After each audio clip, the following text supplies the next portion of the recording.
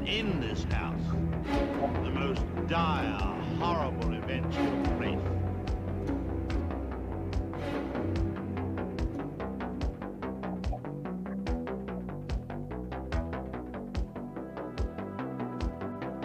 You are not content with the stories. Slice the lives come. Be my victim.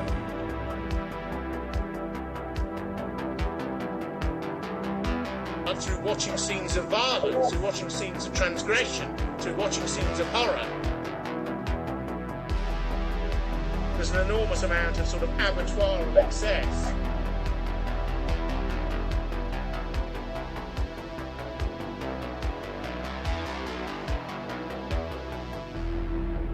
We all go a little mad sometimes.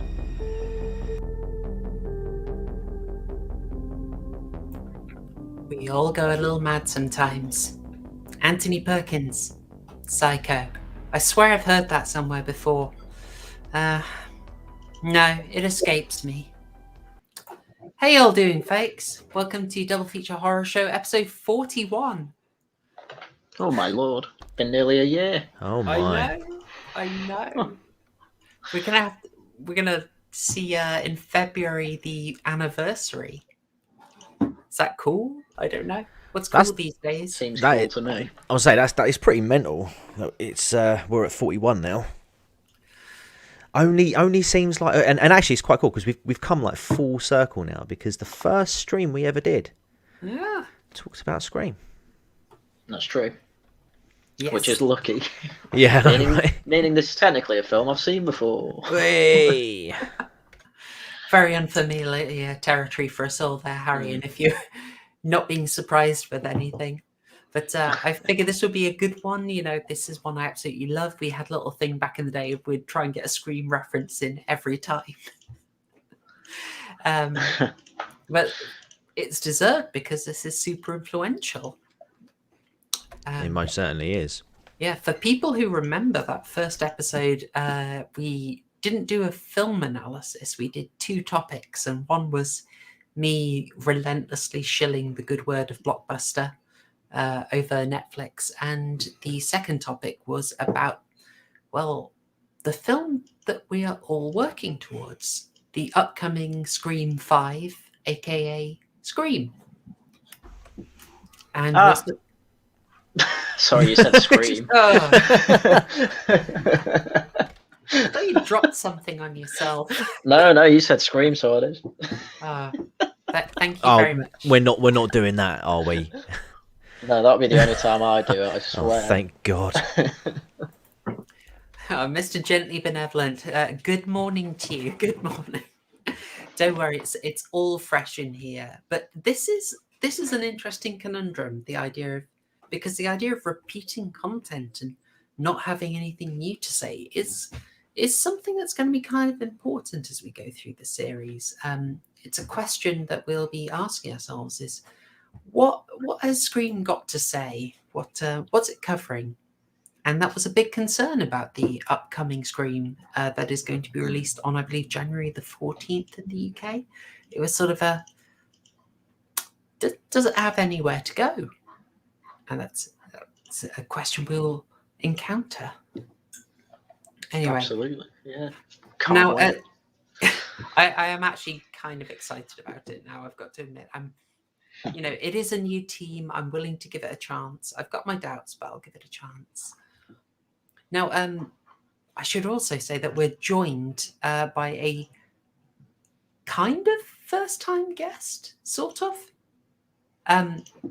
Tyler, how are you? First time on this channel, just on this. I'm just doing horror movies specifically. Exactly. We snuck you in on a rogue stream, one of the rare non-horror movies that I just had to cover, and that was a Parasite, where we were sort of critiquing the critique that's within the movie. That amazing creaking door is presaging the entrance of my cat. So if you hear a sudden yowl... There you go. Whee. Good one. Thank you, Gatters. You know what that is. Oh, He's got an astounding yowl. He's famous for it. Oh, sorry, where were we? Yes, we had you on for Parasite, and we're critiquing the idea that it was a critique. It was a decent little stream. It was you, I, and Mitch, I believe. Yes. Yes. And my background is definitely much more in mainstream and independent and foreign films. That was definitely something I had I had a strong suit in being able to tackle.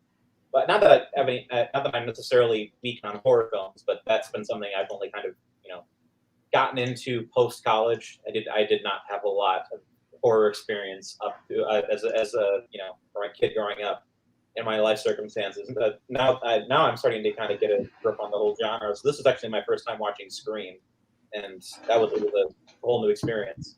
Oh, fantastic! So I have to ask, where did you start with the horror movies? Oh, that's a good question. It's been a couple of years. I guess I probably just started with all the big name ones, Halloween and whatever was. Oh, the first one I ever saw in theaters was It Follows, which that was back. So it's been about 6 years since I started kind of delving into it, but I've seen a lot more since. Well, Halloween is an essential film to see to get Scream. So good going on that one. Yeah, and I've seen a lot of the other big influencer, slasher films of the 80s, Nightmare on Elm Street and such. So I kind of got the general of where this film is drawing from in a cultural sense. Yeah, it's very important to get that, because it surprised me, but a fair few people have told me that they found Scream to be more of a comedy, which I was very surprised by.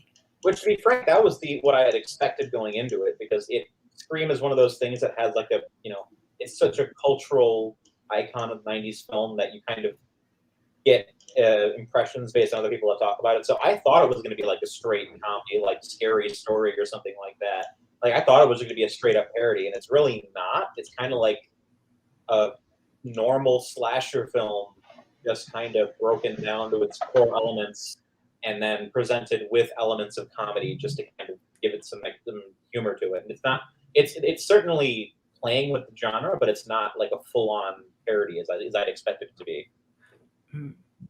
I think that's a very good description of it. Yeah. And would this be the kind of thing that you'd say is your go-to, or from what you've seen, do you prefer things closer to It Follows, or do you is there a certain subgenre that you find yourself sort of gravitating towards? In terms of horror, I don't necessarily mind if it's pure horror or part comedy or any sort of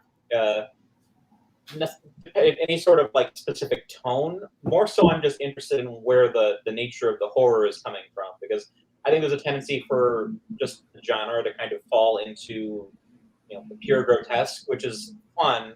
But I kind of think it's more interesting when these films have some sort of, underlying anxiety beneath them that speaks to something a little more like the nature of like what disturbs people. So I don't know the specific tone or genre I like. I just kind of like when these films have like when the horror element is rooted in something very real and human. I thought that this movie did a pretty good job of doing that, just by toning down a lot of the supernatural elements. Oh, absolutely. It's the more relatable it is, the more effective it's going to be, and I mean, there are some pretty famous examples of it. The one that I would go to is probably Candyman, but people are going to hear me talk about Candyman a fair amount, so we'll move away from that. But we did The Brood recently, which was really interesting in terms of the sort of anxieties that was tapping into around sort of making you uncomfortable about. Well, actually, guys, how would you describe it? What The Brood was playing on? Mental health. Well, what do you mean playing on? As in? Well, it seemed to very much be me for dealing with the sort of after effects of the chap's divorce and. So right, yeah, the themes then. Yeah, absolutely. Well, mental health, as I said, divorce, as you say, motherhood as well. How a split family can affect. Well, not just the child, but the parents as well. I think it for the father is reflecting a lot of the fear was coming from his loss of power. You know, that his difficulty to access the kid, and sort of having another pseudo father figure in place. Like these are very relatable anxieties. Scream, of course, as we're going to get to, is very much touching on, I think reasonably sincerely, it's touching on the anxieties that people had about the influence of horror films, and especially those more puerile ones, which I think is part of what drives the film to try and redeem the slashers. I think hopefully it's fair to say that. But we're not getting onto that first, because this is double feature horror show. We do have a topic section, and I thought we'd have a little fun, because there's a fair amount to go into in Scream. Tyler, have you managed to see Friday the 13th? The movie, or I have not seen delved into that franchise yet. So No worries. Okay, there may be some minor spoilers, but I don't think they will. Well, Scream already dropped an interesting spoiler about that film. I know he goes to space, so I can kind of guess some of it. Yeah. I also know he takes Manhattan, so. They told you he takes Manhattan. He's in Manhattan for about 10 minutes of the film. Drove me mad. that film was horrifically mismarketed. I think Jason largely takes a boat, and then the piss would be a far better title. Oh, that film. Oh dear. Well, I just thought I'd go over some interesting little tidbits of Friday the 13th history, because I recently was gifted a copy of Crystal Lake Memories, which is a fairly exhaustive study of the making of the series and the whole behind the scenes stuff. Now, there was a documentary. There is also a book form. I have got the book version of it, and there are just a few things in it that I found quite interesting. As Maverick has pointed out, yeah, they did not have the budget for Manhattan, so they got a few brief days filming in Times Square, and then I think they did the rest in Vancouver. Yeah. Weird film. Yeah, so I've been reading all about the making of Friday the 13th, and just a heck of a lot stood out to me as really interesting that I thought I'd just share for a bit of a laugh. And one of the beauties of it being done so far after the original film is that people are quite candid. You know, a lot of the people, they're no longer acting. They sort of did it as a bit part, and now they've moved on. So they don't speak in a very guarded way. And that leads to some really interesting stuff. So I've just pulled out a few things I was interested in, like, well, number one, Sean Cunningham, the creator and director of Friday the 13th, just saying straight out that he went into the production, the guy who he was producing films with, and just said, hey, let's rip off Halloween. Like, direct quote. I mean, that goes without saying, does it? It's odd, though, that they would do that. I mean, they would say something like that and then make a film like Friday the 13th, given who the actual killer was. I mean, they don't start really ripping it until like the second one, until like the third one. Really, that's when the ripping of Halloween comes into effect, in my view, anyway. Oh yeah, definitely goes into a cycle then. But Sean Cunningham had seen it, was impressed, and this is terrible. I'm forgetting his name already. Vincent something. Apologies. Price. No. Victor Miller. Victor Miller. Thank you so much. Yeah. Victor Miller went in, just said, hey, let's rip off Halloween. Just so blatant, he just said it. And he was talking in very free and easy terms about what it was like as a sort of more guerrilla filmmaker. And this will be a bit prurient, so forgive me, but this absolutely astounded me. he talked about some of the work that he did was on making what he called white coaters. Okay. Now, I think I've told you about this backstage because I couldn't believe it. I thought it was amazing. Now, what the heck is a white coater, you might be asking? Well, a white coater is a film that was essentially a way of smuggling hardcore adult material into a cinema. You couldn't show extremely adult material very easily unless it was in a scientific or educational film. Oh, You'd yes. get censored. Yes, you did talk about this, yeah. Yeah, so they would shoot films where they literally have a guy come on in a white coat as if he were, like a lab coat, and then say, hello, I'm from the Danish Institute of Marriage Research. Here are some techniques that we've observed in Danish marriage that makes them happier. You can see some of the techniques here, and then it would be an 80-minute demonstration of carnal gymnastics. And then the guy would come on, the guy in the white coat would come back on at the end and say, now you've seen some of these methods, you can put them to use in your own marriage and find they may improve things. So it's just this idea of pretending it was a documentary. Sean Cunningham was just so direct about it. I thought it was amazing. Amazing. Do you reckon nowadays it would be something along the lines of, if you're a master Raid Shadow Legends player, this is what your life would be like. This video is sponsored by Raid Shadow Legends. Oh, can you imagine? Yeah, and I think I mentioned now, if you've seen Taxi Driver, you'll remember that the film he takes Sybil Shepherd to see is a white coater. You don't see the introduction, but you see it's billed as something, The Art of Swedish Marriage. Okay. And I always thought that was so weird. Like, he's obviously taken her to see this completely inappropriate movie. But yeah, that's the kind of film he was taking her to. It's something that had the sort of outer appearance of educational value, but was utter filth. Unlike this podcast, of course, which is pure educational value all the way through and very family friendly. Oh, definitely. Okay. On the lighter end, legendary makeup effects artist Tom Savini turned up with a chinchilla. I thought that was great.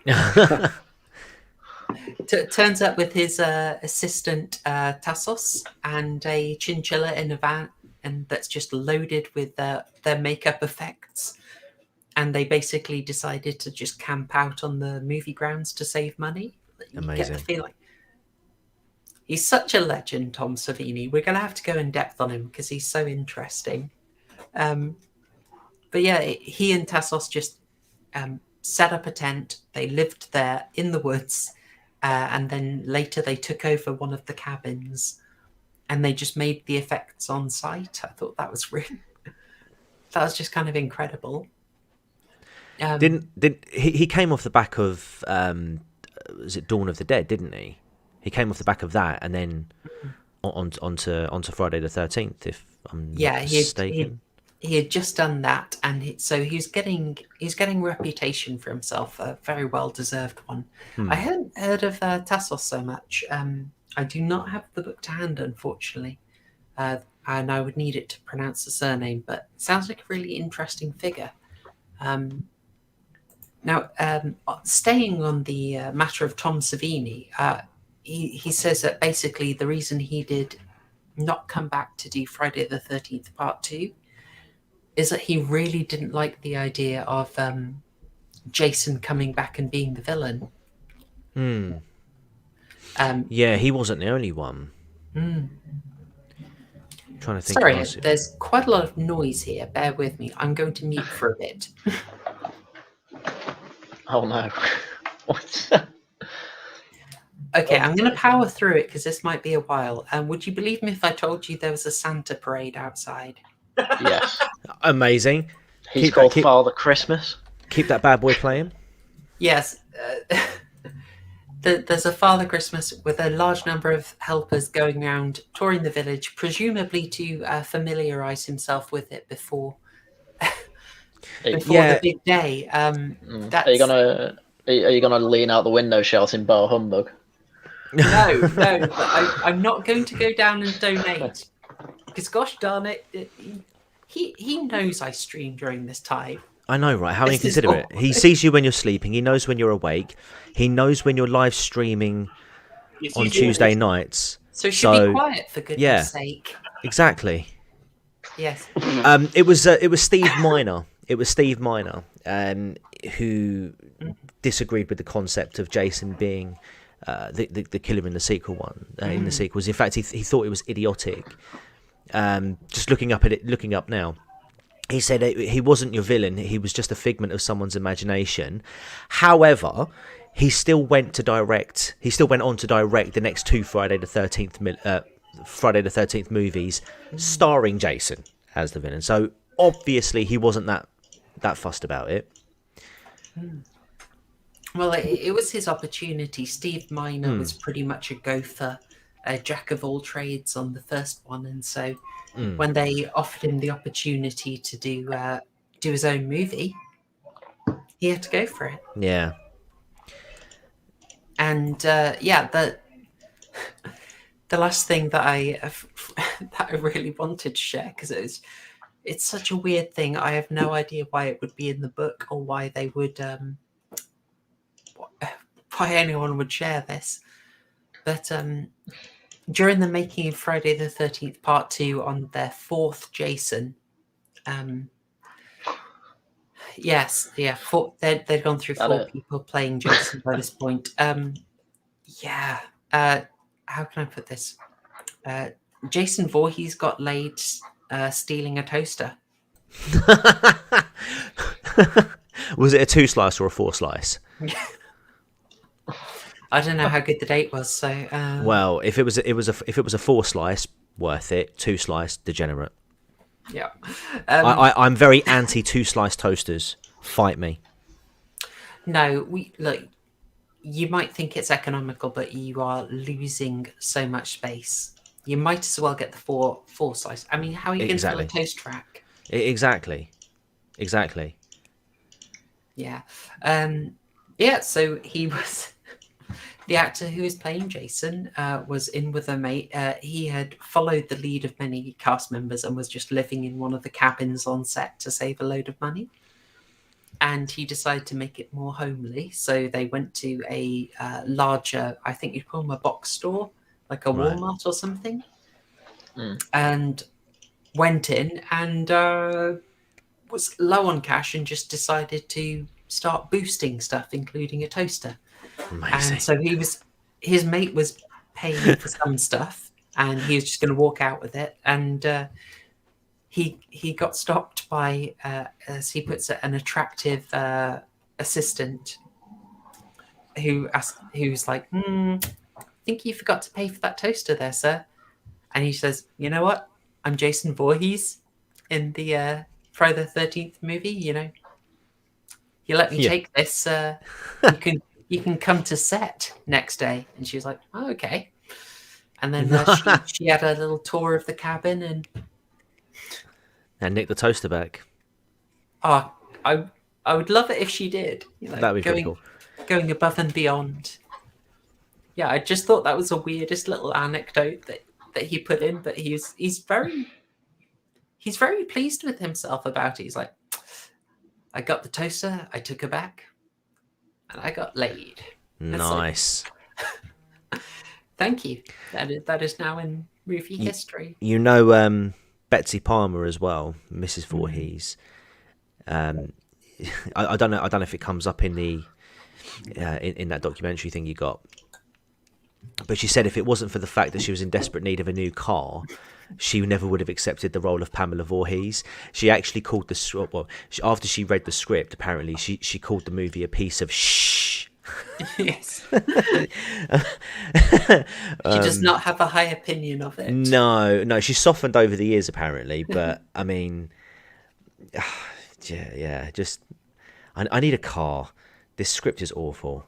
It didn't do too bad though. What was it? It was something like $550,000 budget, and it made like over 30 million in the box office. Yeah, yeah. So it weren't that bad. No, sorry, nearly 40 million, I should say, in the box office. Yes, it was quite astounding. But there's all sorts of stuff about how that happened, about how it was just this really odd move to take something that had been produced very much on the sly, low key, ready for the sort of grimy grindhouse exploitation cinema circuit. Yeah. And then instead Paramount said, oh yeah, we'll release this nationwide. It's quite weird, the backstory to that stuff and the sort of wranglings between shadier money providers. There you go. Merguch just said 59 million with VHS sales. That's pretty damn impressive. Yeah. I mean, what would that be in today's money? That's not going to calculate it now, obviously, but I mean that would be quite a bit by today's standards. I mean, more than enough to justify. I mean, it justifies a sequel, definitely. I mean, that's impressive. Yeah, I mean, this is part of the charm of horror films, is you can make something super, super cheap and do amazingly. There is an audience for it. Oh, yeah. But of course, the success was a bit of a curse, and we ended up with some sequels of, shall we say, lower caliber. And those lower caliber sequels are pretty much how we ended up with... what's that film called? Jason Goes to Vancouver. Thank you. Our topic for tonight, Scream. Yeah, it's a thick book. I'm sure I'm going to come back with some more Crystal Lake memories, because if I find more weird stuff in there, I'm going to have to note them down as I go. But yeah, we are here primarily to talk about Scream. Which is obviously very influenced by Friday the 13th and references it directly. But it being YouTube and us being professional YouTubers, there's a thing we have to do before we start talking about the film. Go on, Haryan. Oh, God, what are the kills? You have to tie that subscribe button up and threaten its girlfriend in a house with weird phone calls talking about horror films. Stick that like button through the cat flap in your garage roof and raise it until it's crushed. Crush that like button. Phone the subscribe button and ask it its favourite scary movie. And when it gets it wrong, kill it. When it gets it right, kill it. When you see that favourite button not going for the front door but running up the stairs instead, you chase it down and stab it in its bedroom. Steal a toaster with that subscriber button and take it to a cabin in the middle of the woods. Yes! Yes, treat that subscribe button like a helpful but morally flexible assistant. I want to see a lot of murder-suicides with that subscribe button. Oh, dear. You see, YouTube incentives don't turn people into shillers. They make shilling more creative. Oh, yes. I don't know. We've done it. Susan can tick the box now. Oh, the whole thing at the moment I've noticed is the whole members thing. You don't have it, I don't have it, but Haryan has a members link on his channel, so you could always give it a go. I can't remember what you need Stupid advert. That stupid advert I keep getting on every video. Give it a go. I haven't seen this. Oh my god! Imagine not having ad block. No, that's the thing I do, just not on the browser I use. What? I use my phone. I use my phone. This is going to be so weird on a. If people are listening back, a fair play off. So this might sound weird, but I'm just so relieved not to have that Vinted ad anymore. Are you guys getting the Vinted ad? Like endlessly? No, I'm getting channel members from YouTube and mostly Google stuff nowadays. Oh. Well, we probably shouldn't waste stream time talking about what is currently being shilled on YouTube. Shall we get into it and maybe lead up with a little bit of the history of Scream and how it came to be? I suppose so. Okay, so the year is 1996. The chap is Kevin Williamson, and he has been having great success with the series by the name of Dawson's Creek. Did you ever watch Dawson's Creek, people? No. That's No? one of those things I only know through Family Guy. Oh, no. Although I will say, when it comes to Dawson's Creek, I did get the reference from Scary Movie. Whoops, wrong film. Almost the wrong film. Okay. Never mind. Tyler, Dawson's Creek? No. Oh, man. I didn't Am I get just myself the over to oldest like person? Haryan though and say I found out about it through Family Guy. I just didn't know about it. Okay. No worries. Well, Dawson's Creek was a teen drama.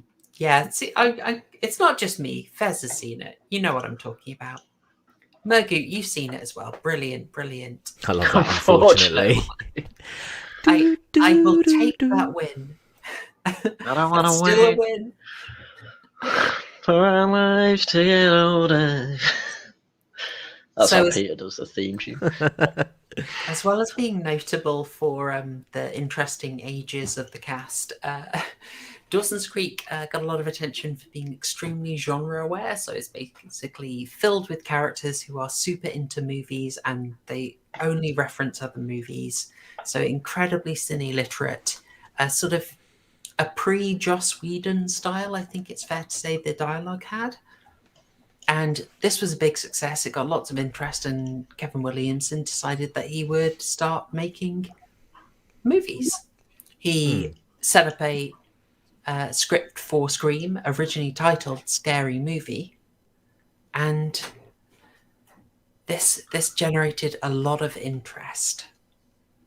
And I think the reason that he was so interested in it, why it was so successful, is at the time, 1996, we are very much at basically the bin end of slasher movies. You know, we have had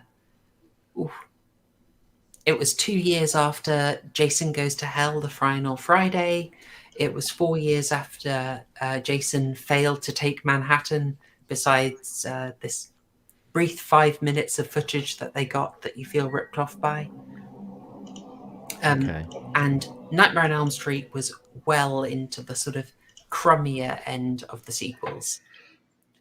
And 1 year prior to Scream, Wes Craven, the creator of Nightmare on Elm Street, had come out with an interesting movie by the name of Wes Craven's New Nightmare. Is that ringing a bell for anyone? Yes. Good. It was actually the first Krueger film I'd actually seen. Oh my goodness. Yeah. That is a weird way to enter the series. I know. Yeah. Ooh. Well, that one was very much just extremely meta, right? It is the original actors from the first Nightmare on Elm Street are playing themselves, being approached to do another Elm Street sequel. You have Wes Craven himself basically in there openly lamenting the fact that the sequels have diluted the power of the story.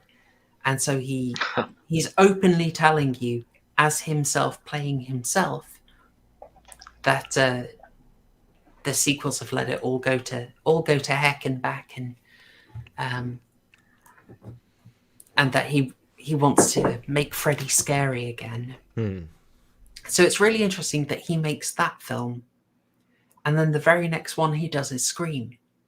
Now, this is clearly a film that is in love with horror cinema, but also very aware of recent failings. Yeah, I mean, it's interesting because I read somewhere that he was actually getting quite disillusioned with horror and started to move away from it. And apparently it was like a 10-year-old boy who turned around who convinced him to do Scream. Because he was like, "Oh, you're going soft, and you know, you're not as good as you used to be." And he was like, "Well, I wasn't going to do Scream, but now that you've said that, screw you. I'll show you. I'll show you, little kid." Now, the things people do to spite 10-year-old boys. Oh my. Gosh. Yeah, that's an interesting one because one of the stories about Wes Craven's New Nightmare is that he was really disturbed by seeing Robert Englund as Freddy Krueger on a chat show, and young kids was like really keen on it, like Freddy. So, and he's just like, children shouldn't be cheering this on. Oh gosh, Yeah. what have I done? So yeah, I mean, he did initially not want to direct Scream. He did initially turn it down, but yeah, maybe if that's what turned him around, thank goodness, because Scream without Wes Craven, I think, would be immeasurably poorer. Definitely. I'm just saying that 10-year-old is 35 nowadays, and he could be anywhere. He could be on a live stream somewhere. 35, you say? Hmm. Right, how old's everyone on the street? Can't be me, I'm way too young. I was wondering about Haryan, but then I was like, no, too young. I was born the same year Scream came out, so... To quote Steve Baker, ahem. No, it wasn't me. It wasn't me. Disgraceful.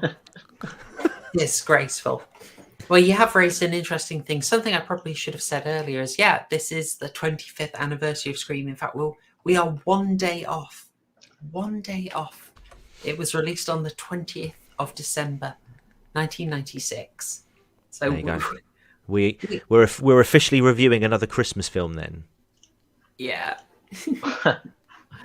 It counts. It totally counts. Absolutely. Well, if The Exorcist counts, that was Boxing Day. Oh, goodness.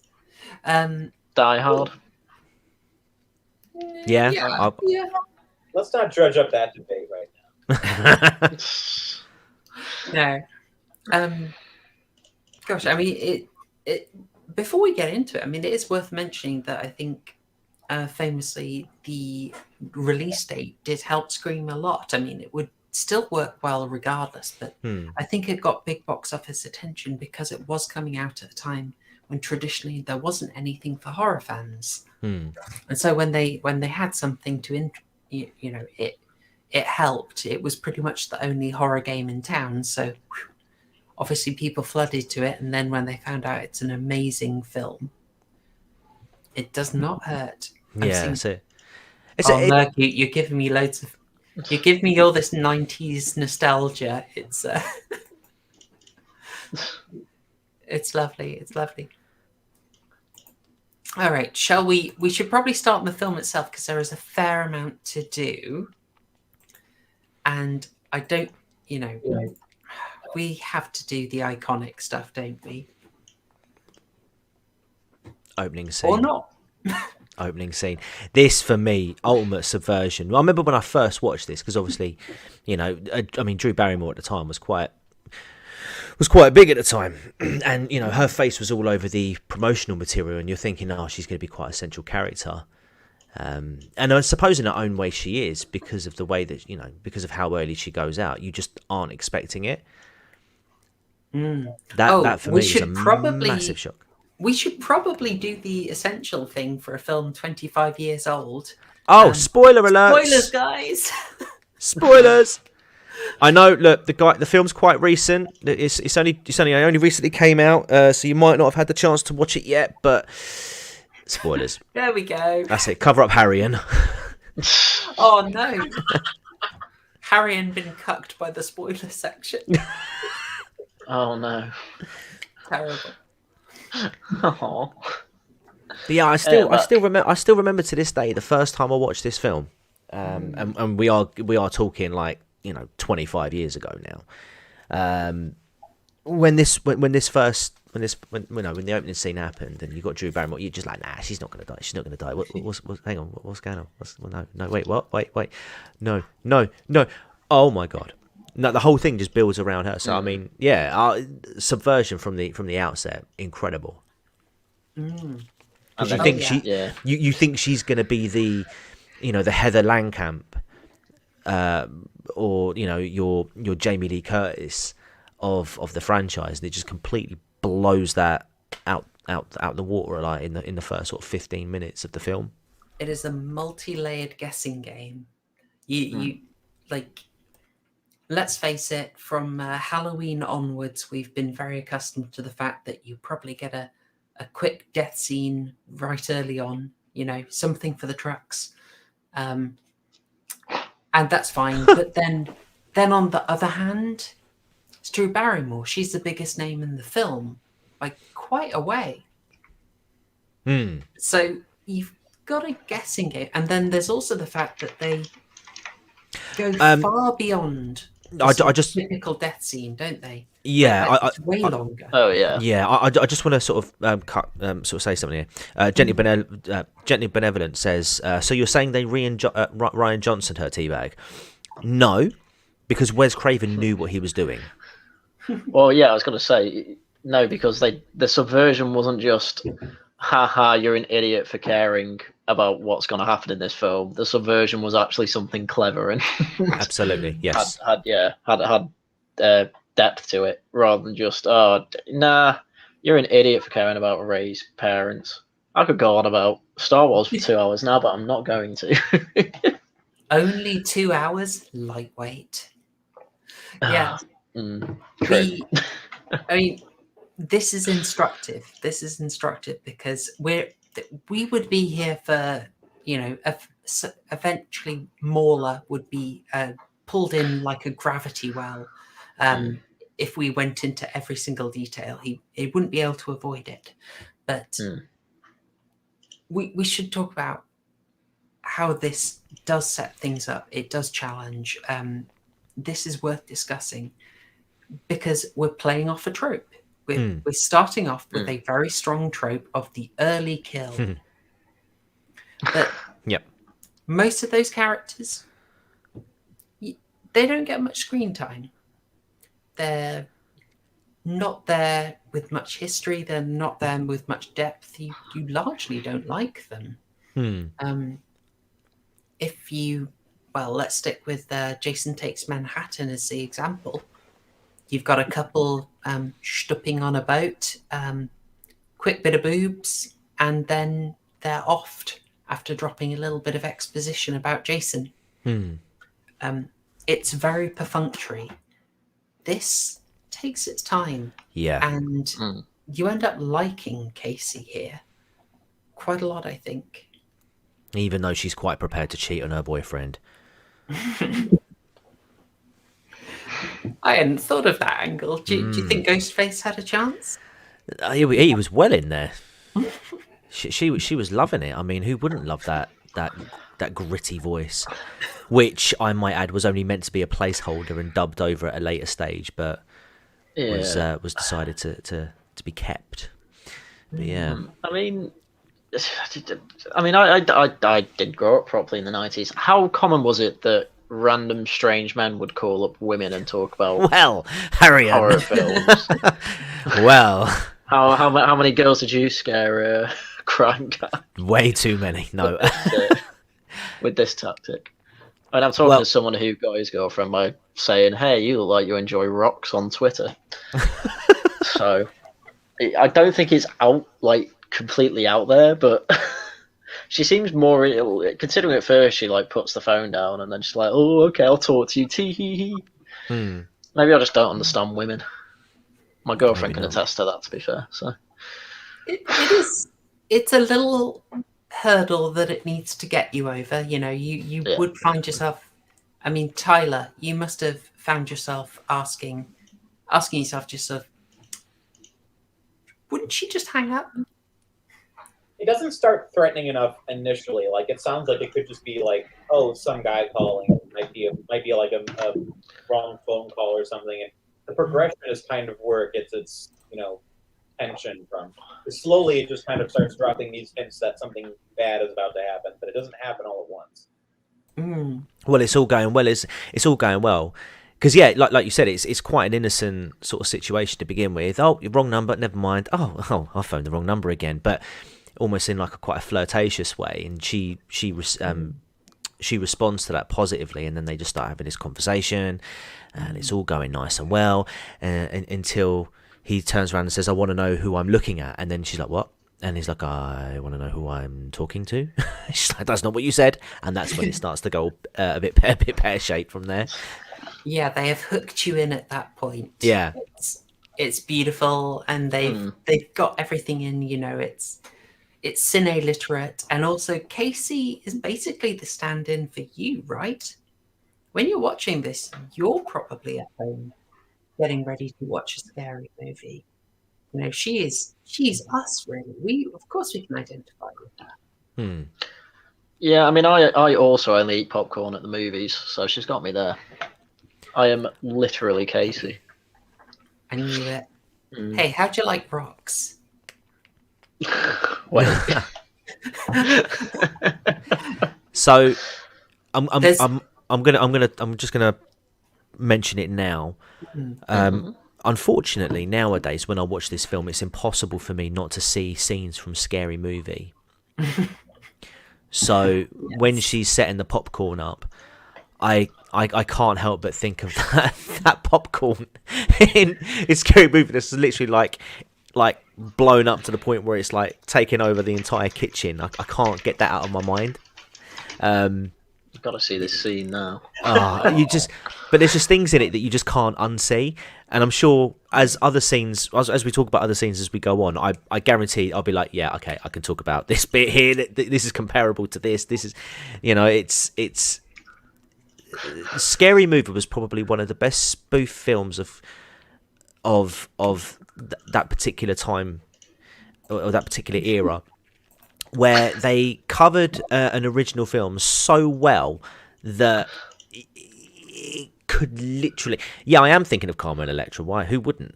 But it covers it so well. It's like you can genuinely mistake certain scenes for that were meant to be that were in Scary Movie with the actual film it was parodying. It's brilliant. Yeah, Scary Movie and its consequences have been a disaster for the Scream franchise. It has, yeah, and I was going to say that was one of the unfortunate effects of it, is that it did have a negative effect on Scream in the films sort of following it, but I try not brilliant. to let myself get derailed by it, but the bits when they say in Scream, it's like out of some scary movie. Yes, scary movie. yeah, and you're it's like out of that movie Scream. It's Same like dialogue and everything. Yeah, it's like If Only You Knew. Brutal.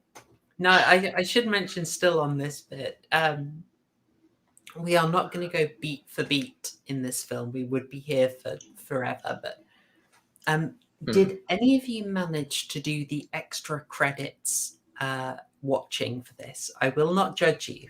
Unfortunately not, no. Credit. Yes. Oh, Harry, remember. Don't worry. Chat, did you manage the extra credits? Did anyone manage to watch Black Christmas from 1974 or When a Stranger Calls from 1970, I think 9? I can check. I'm sure I've seen Black Christmas, but that's going back. I do know, actually. I know my mother-in-law saw it at the cinemas. I know that much. Good. Well, the main influence on this scene would be When a Stranger Calls. Now, that is a clear, direct influence, because in that movie, it's really oddly structured. The first 20 minutes of the film is basically the first scene of Scream.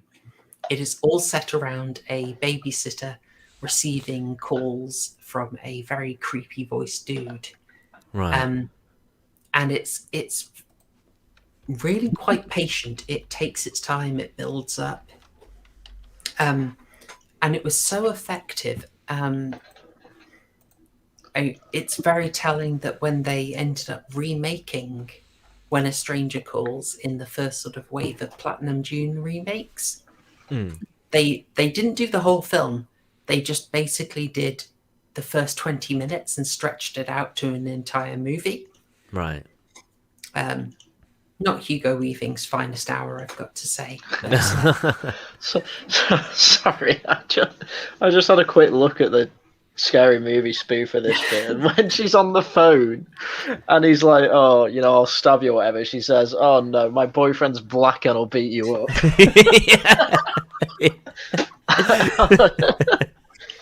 There's a lot of funny bits in there, but that one got me. Yeah, Scary Movie Amazing. is quite wonderful. Oh, we need to do an arc on that, or maybe spoof horrors. Put Young Frankenstein in there. I would say, yeah, if we're going to do it, if we're going to cover a spoof film, it has to be Scary Movie. The other ones, they're good. I'd probably stretch it maybe as far as the first two. It kind of goes a bit downhill from the third one, but definitely the first one has to. We've got to do that. Rogue Stream Proper Horror Show at the very least. Stream. I'm up for it. I can do it. Yeah. So we've got to point out, like, this is obviously updated, but it is also very clearly inspired by When a Stranger Calls. And I also think there's a subtle meta thing going on by the fact that the voice of the of Ghostface, done by Roger Jackson, really reminds me of basically the trailer voice guy, so Don LaFontaine. Okay. And that already has a sort of element of being like adding the artificiality, making it a sense of it's the movies who are the threat because you've got this trailer voice doing the call. Wow. Yeah. It's I'm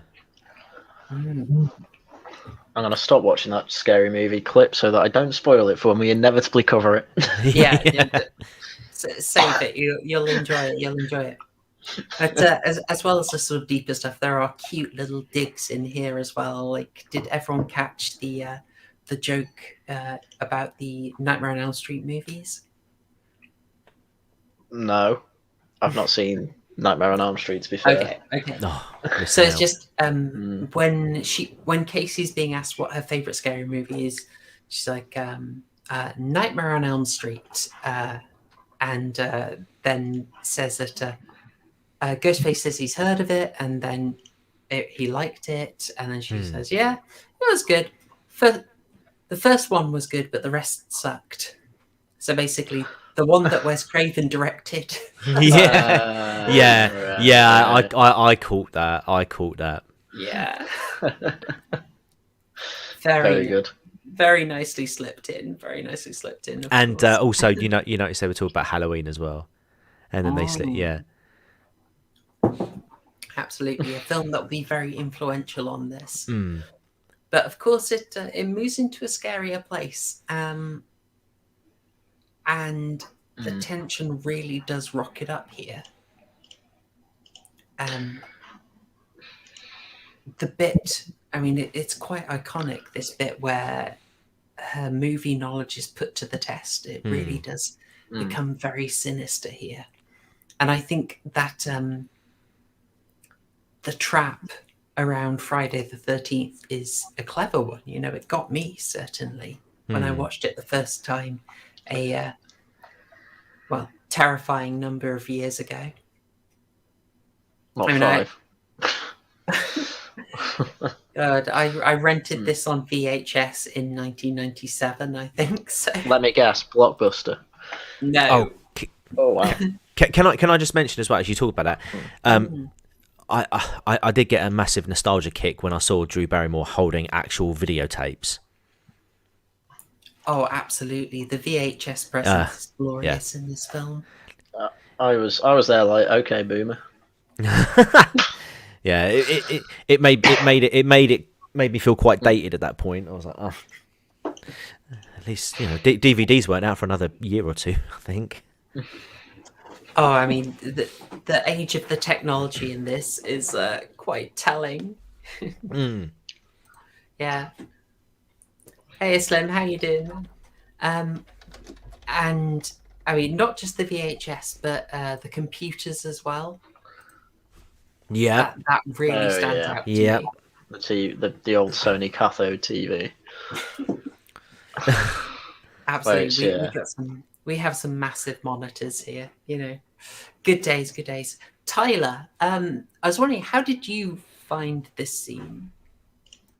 Which scene in particular?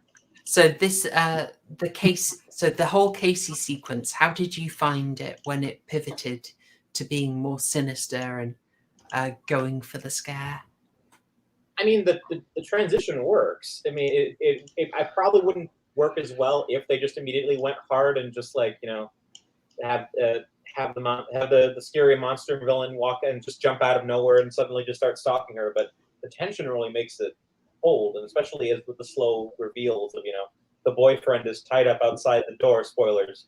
And and things just start escalating to the point where she almost gets away. She almost survives, and you can see her family driving up the driveway, and you get the sense that this almost could work out, and that Ghostface is almost like clumsy enough that she could feasibly get out of it. But no, it ends with the absolutely brutal murder.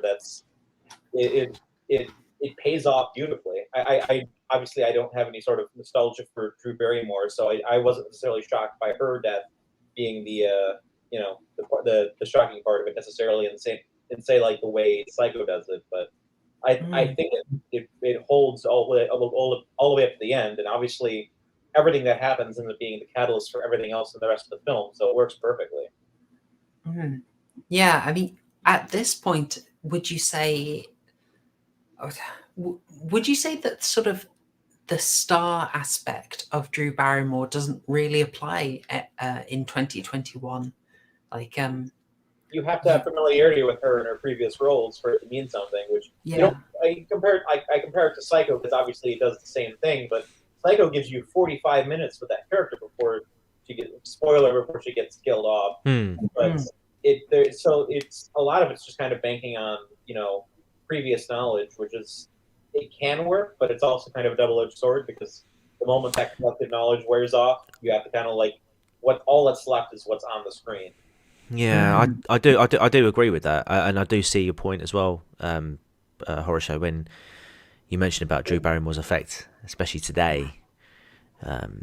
You know, where we come from, you know, a time period where we remember this film when it was first released, and obviously the star power that Drew Barrymore had at the time. So when we go back and watch this, we can remember that. But say someone like, you know, no disrespect, but Haryan, for example, who was born when the film came out, you know, what would you say that? Yeah, I suppose I could ask you actually directly. You know, how well did you know Drew Barrymore when you first watched this? Were you what was your expectation at that point? Oh, I mean, I've literally been holding myself back to stop Proper Horror Show beating the crap out of me, but I was gonna say, like, who's Drew Barrymore? There you go. See, so you know the effect. But the effect that Drew Barrymore had back in 1996 when this film came out, as Mergu said, you know, the Drew Barrymore fans were pissed that she got killed off so early on. But for someone like Harry, it's just like, oh, this is just some blondie who's dying in the opening scene. Well, I'd take it'd be like having Emilia Clarke at the start of the film when Game of Thrones was good. Yeah. Totally. Let's not forget that celebrity just is a thing that's very transient and changes. I mean, the star who really popped out to me in this movie wasn't because of her celebrity, but it was Rose McGowan. And Rose McGowan has such a completely different celebrity like now than she did in the mid 1990s. Like now, gotcha. Do you know? Yeah, no. Funny you should say that. I was talking to my wife. We watched the film just before before I jumped on the stream, and I was telling her about what Rose McGowan's been up to afterwards, because she looked at the old thing on Prime. She's like, oh my god, look at the picture of her now. And I'm like, yeah, you don't know the half of it. go and have a look and we'll see what she's been talking about lately. And you know, juxtapose that with this character that she's playing now. She's a completely different person. Yeah, it's absolutely mental. It's like she absolutely hates the cast, her co-stars on Charmed, and you know, everyone in Hollywood's a Shrek's offender, and you know, she's I mean, I said to her, I was like, she's very weird. She talks very cryptically, but she's not wrong. Oh yeah, she knows about a few things. I mean, we're talking about this. I'll just highlight this. One of the weirder aspects, you know, is seeing that it's a Weinstein production. You know, getting the big old Harvey W right at the end. Oof. Yeah. You know, that's one of those things that does not sit particularly well. I mean, it doesn't ruin the movie, but it's a slight odd note on it, isn't it? Yeah, but again, you say that, but I've read that she actually looks back fondly at her time on this film. Yeah, I'd have to look. Hold on, let me see if I can find it. It's on here. It's on here somewhere. Yeah, on IMDb. Yeah, it was the filming of this movie is Rose McGowan's favourite filming experience in her career. She still has a scary movie wine bottle with the wine still in it that the cast and crew received at the wrap party. You know, so with all of the, you know, negative experiences that she says she has that she's experienced there, this shooting this film doesn't seem to be one of those. No. Your career when the highlight of your career was getting your head shoved in a garage door, which to this day is one of my favourite death scenes. It's so ridiculous, but it's incredible. It is one of my favourite bits of the film, to be fair. People seem to like the Shrek's offenders work around.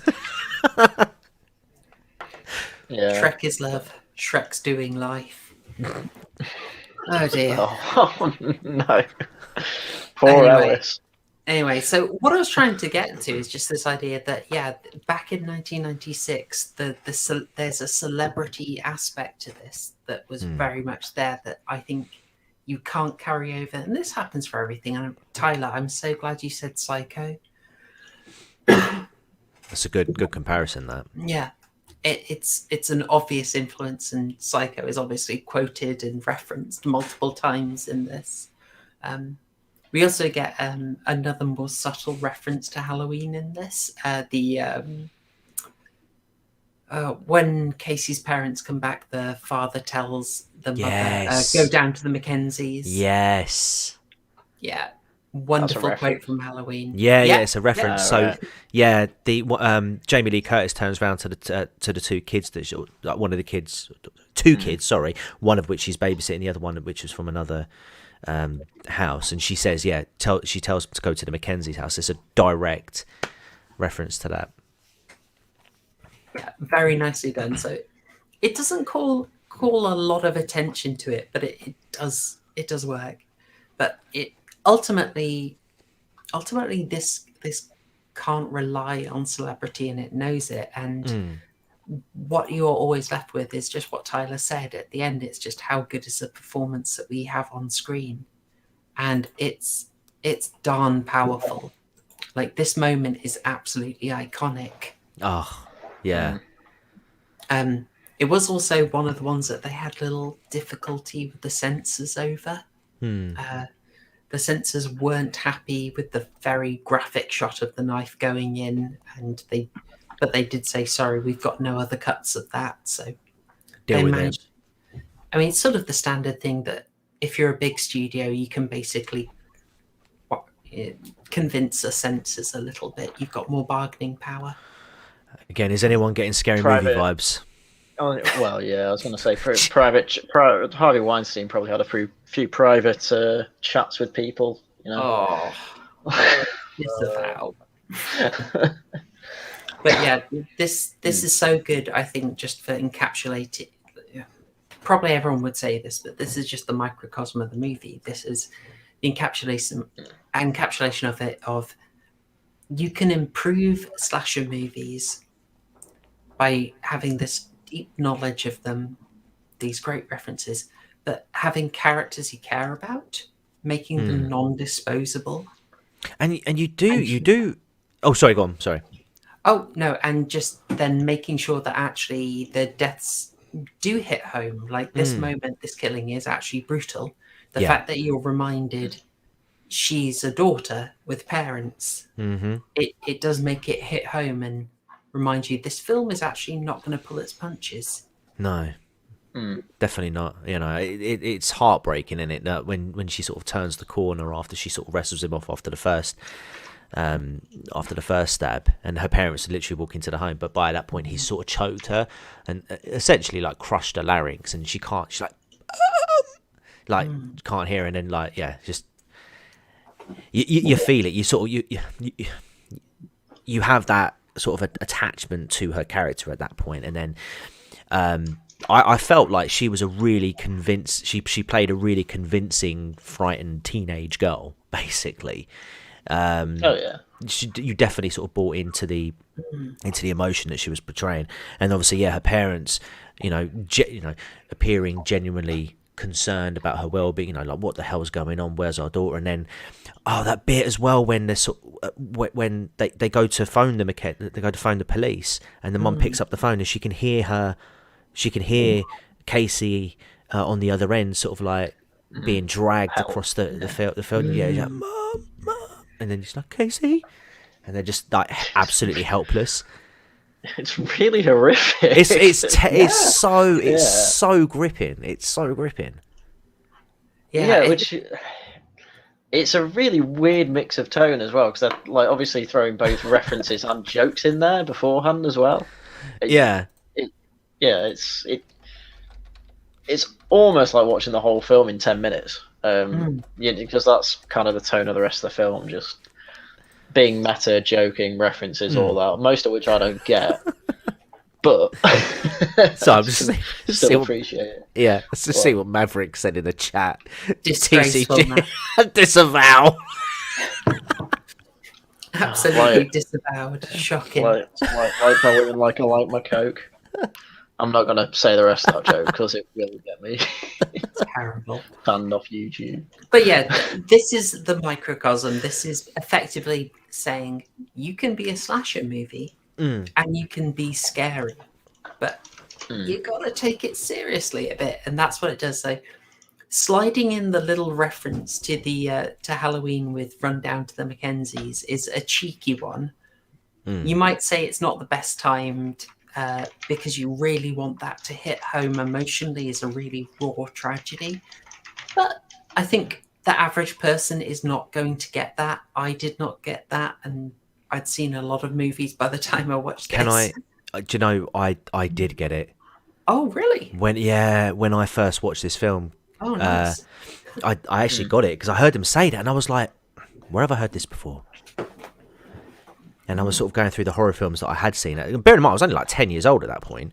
I was like, I'm sure I've seen that. It was Halloween. And then I watched it back. I was like, it's from there. Yeah. And I thought, but to be fair, I didn't realise it was like an actual. At the time, it was intentional. I just thought it was a pure coincidence because I don't know if I mentioned it. I think when we said in the first stream we watched this, I didn't watch it for the themes and stuff. I was watching it just. Sit back and switch my brain off. And it wasn't until many years later that I was like, oh my god, this was an actual reference, looking up the Easter eggs and stuff like that. And I'm like, oh my god, yeah, look, this, that, and the other. And I'm like, oh, okay, this film's a lot more than what my 10-year-old brain made it out to be. Very impressive. There is deep lore in this, very deep lore. Of course, so you get. It's just such a treat for fans. You have things like Billy Loomis is named for Dr. Sam Loomis, but then of course he's named after I think he's also a Sam Loomis in Psycho. If anyone wants to check that, I can get a quick butchers. I think it might be. But yeah, you've got the name sharing. You've got the casting of veterans like Sam Loomis, chief. There we go. Wait. Yep.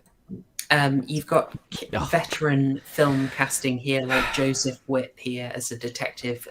He was a policeman in Nightmare on Elm Street as well. So you've got these cute little references. You've got the cameo from Linda Blair, who I've got a really bad screen cap of. I completely forgot Henry Winkler was in this film until we're going through this again now. Again, scary movie vibes on that screenshot. Oh no! It's Sidney Prescott. The one. That one. Again, I can't watch this film without thinking of Scary Movie. Scary Movie has done terrible things to this film. It is absolutely corrupted it. Yeah. So you constantly have these things, but aside from that, I mean, there's the thing that it does so intelligently, I think, is to keep you very, very focused on the key question of who the killer is. Yeah. And it's so crafty about that. I mean, I wasn't sure where to take it. If we should direct onto the question of the killer, or I would interject that we haven't really talked about the lack of the supernatural in this film. Like, oh, rock on.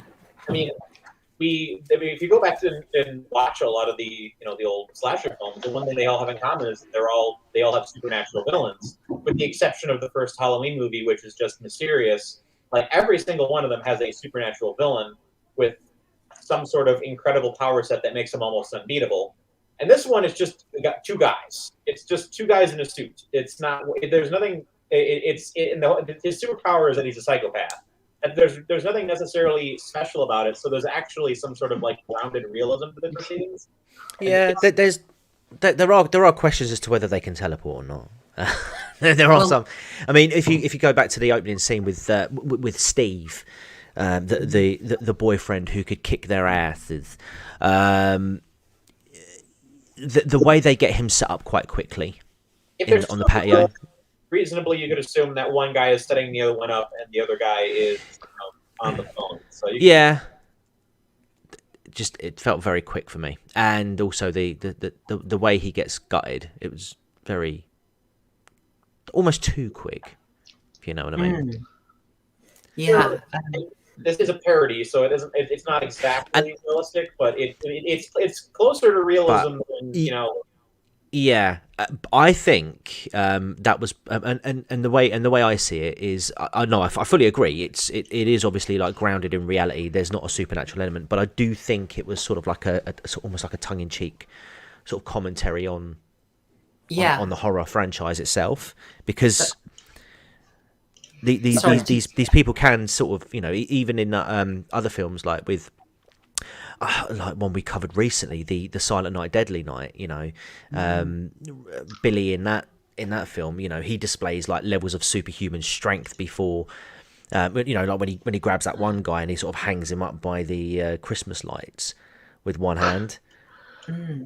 But he is very much just a normal guy. I mean, he gets downed by a almost too quick teabag spitting from his gut. Yeah, that's right.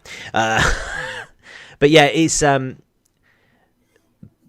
I've sort of lost my train of thought now, but yeah, no, I think the supernaturally bits that you could argue were in the film, I think were more of a commentary rather than a feature of the killers. But yeah, like I say, it is quite unique that you were having just two like normal guys doing it as opposed to I have a similar reading ghosts. To you that Scream is working off the idea that we have seen way too many bad slashes. And so it's very cleverly able to smuggle in an idea that we sort of just accept unrealism. As you said, Tyler, most of them behave unreally, or they have supernatural aspects. And we sort of say, oh, it's a slasher film. Yeah, that's fine. So the idea that these, the killer can basically teleport wherever he needs to be, we've sort of accepted it because we've lowered our expectations. So when we then get the revelation that makes perfect realistic sense of how they can do that, it just elevates the film that much more. But yeah, I absolutely take it as a meta commentary on the general resorting to the supernatural of the bad slashes, especially we have to say Friday the 13th, which seemed to basically bring back supernatural Jason without having a particularly strong reason to. Like one thing this film didn't have that like the Halloweens had, for example, you look out the window, you see a spooky, you see Michael Myers, you look away for a moment, look back, and he's instantly gone. You almost sort of get that you almost think you're going to get that in one of the scenes. in this film when Sydney's on her own in the house and she's sort of looking out the window, but you never see what she's looking at outside, and because you think, okay, we're not doing that then. Well, for all we've said about Scream being this very, very aware and doing a good job calling that stuff out, it does have its own moments of weakness. Okay. 2 of them specifically. And it's this moment. Yeah. And then are you referring to the other bit as well when they're outside talking and then he's sort of lurking around the bushes? Yeah, exactly. Yeah. Now, the bushes isn't as bad, but if you're just listening to the audio of this, what we've got is a screenshot from a brief scene where Sydney and Tatum have been stocking up on snacks for the party in the finale. And then there's just a shot in the reflection of the freezer of Ghostface. And it's, if you're going to be calling out the sort of silliness of the late slashers, this is, I think, kind of an unironic trope. Yeah. It really didn't need to be there, did it? It did not. These were just normal scenes with normal dialogue, and then they just seemed to end with, "Ooh, I'm still here, don't forget about me." You really don't need to. Yeah. Gosh, and just the silliness of like, hang on, so he's just going around town like this. I mean, they've established that this costume is widely available, but yeah, that was a smart thing to do. Yeah, for the film, for the plot. We aren't going to get to it for a while, but there's something I wanted to do about films that really, really need fixing. And one of them is Halloween 4. And there's a scene really like this one in Halloween 4 where Michael Myers is on the loose. But he didn't have his costume, basically. So they have to create kind of silly reasons for him to get his costume. So like he steals another boiler suit from a mechanic he kills. And then he goes into a store to steal a copy of his own mask. And it's just the logic. Oh, and also you have, this is in broad daylight, and you have your child protagonist is there, seeing him in the store getting freaked out. And it's just sort of, what have you done to the logic of this film that an obviously scarred up, burnt-faced, crazy-looking guy in a jumpsuit can just walk into a costume store in the middle of the day and no one sees him? Like, you can find a better way for him to get that mask. Like, namely the fact that that film also has lots of people walking around in Michael Myers masks to kind of troll the police. Yeah. He could very easily kill one of them and take the mask off them, but the problems of Halloween 4 could fill and hopefully will fill a stream of their own eventually. I mean, that sounds, wasn't that just a carbon copy of the first one? Because doesn't he kill like a mechanic to get the boiler suit, and then he steals a Halloween mask in? I can't remember. Does he do that? Oh, I'm trying to remember where he gets a Halloween mask. Anyone? My brain's gone blank on that, I'm afraid. I'm sure he nicks it from a fancy dress shop. I think he might be. It's just him doing it in a town where he's absolutely notorious. Yeah, and just doing it again. It just sounds like they're rehashing old plots. Not like the car stream where we're just rehashing our original first stream. But what we're doing is yes, Captain Kirk. Yeah, sorry, Slim in the chat. Yes, the old Captain Kirk mask. I mean, if we're being honest, that's the mask he should be going for, because the mask he wore had alterations applied to it. Now, so that would be interesting to see if he just went with the original, just bowled around with a Captain Kirk face. Oh gosh. Well, have you seen Baby Driver? No. Oh gosh, there's a cute little meta joke in it. Like there's a bank robbery, and they're told to get Mike Myers masks, like Halloween Mike Myers. Oh, but wow. he gets Austin Powers masks. Great little moment. Great, Excellent. great little moment. Okay, so again, so we could maybe talk about the idea that one of the reasons that this succeeds is it does try and make you care, like with characters you're interested in. And there's a scene that really stood out to me. Where is it? Okay, sorry, I have to check the numerous screen caps. I've got this one here where they look like they're auditioning for Friends, and I find it. Oh, right. I was tempted to meme it.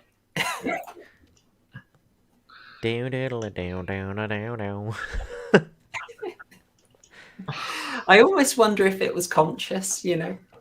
Did you ever see that video of the guy that re-edited the Shining trailer into a Happy Family movie? Shining. Nice. I'm getting that vibe off this right now. Oh, actually, yeah.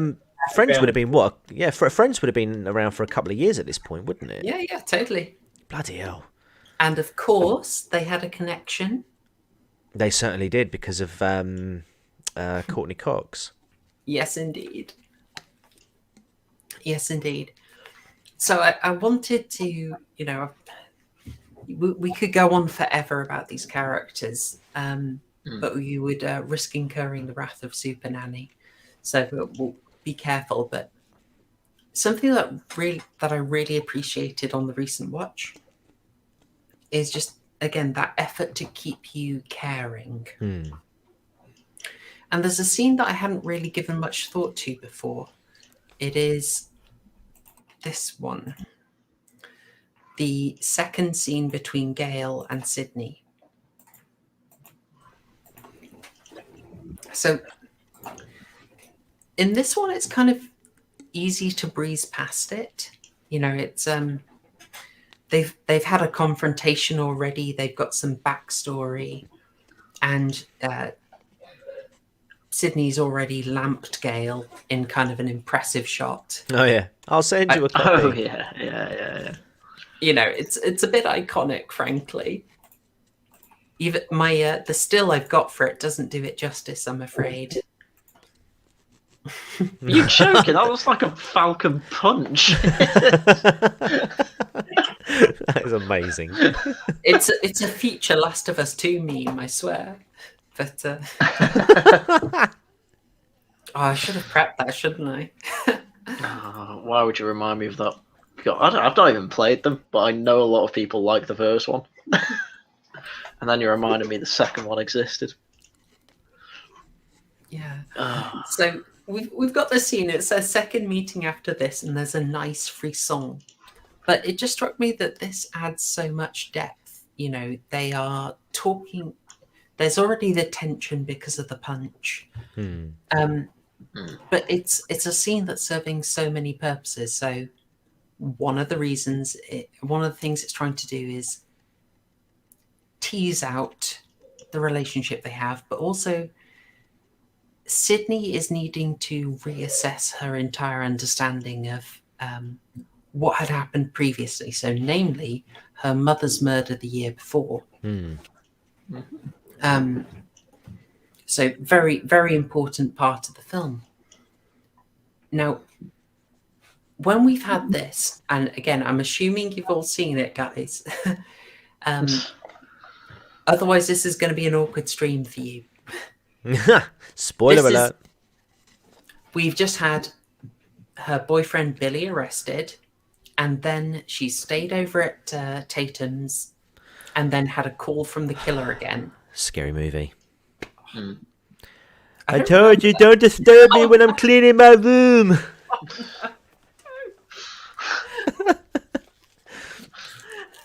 Incredible scenes. Comes out just like throwing the Henry Hoover all over the place. Don't, I've got to keep it straight, please. During the stream. I told you I can find it. It's there. It's there.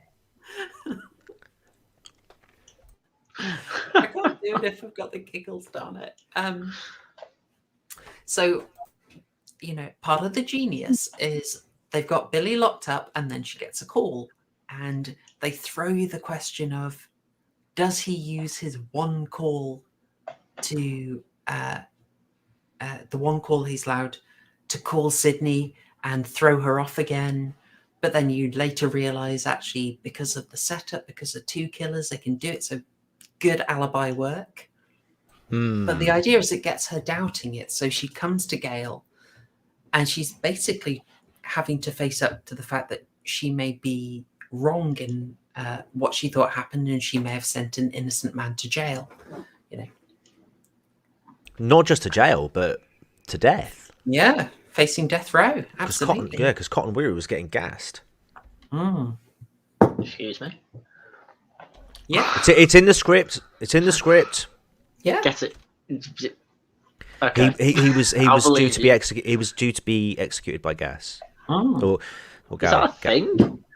outside of the mid-century Germans? Yeah. I'm pretty sure they still Wow. gas people to death in America. Yeah. Yeah. Well, they were at this time, at least. That Anyway. is very spicy. Mm.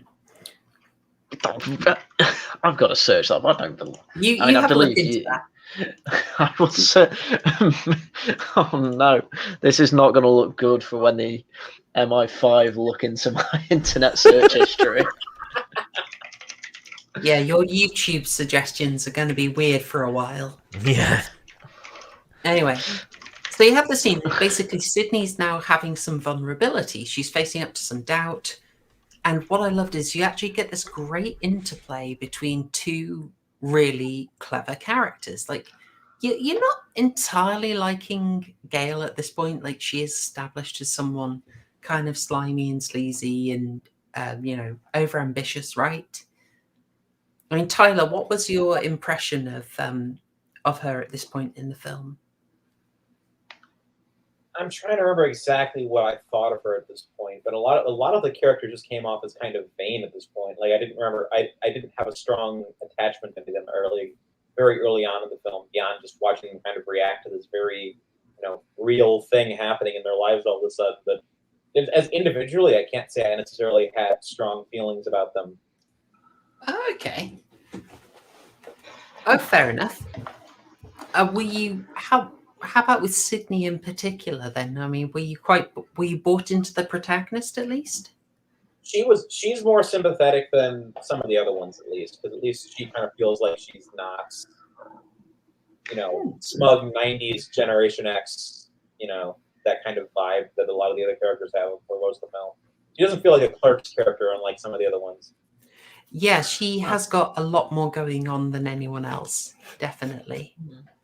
Definitely. It's interesting. It sounds like you are having, it hadn't won you over as much.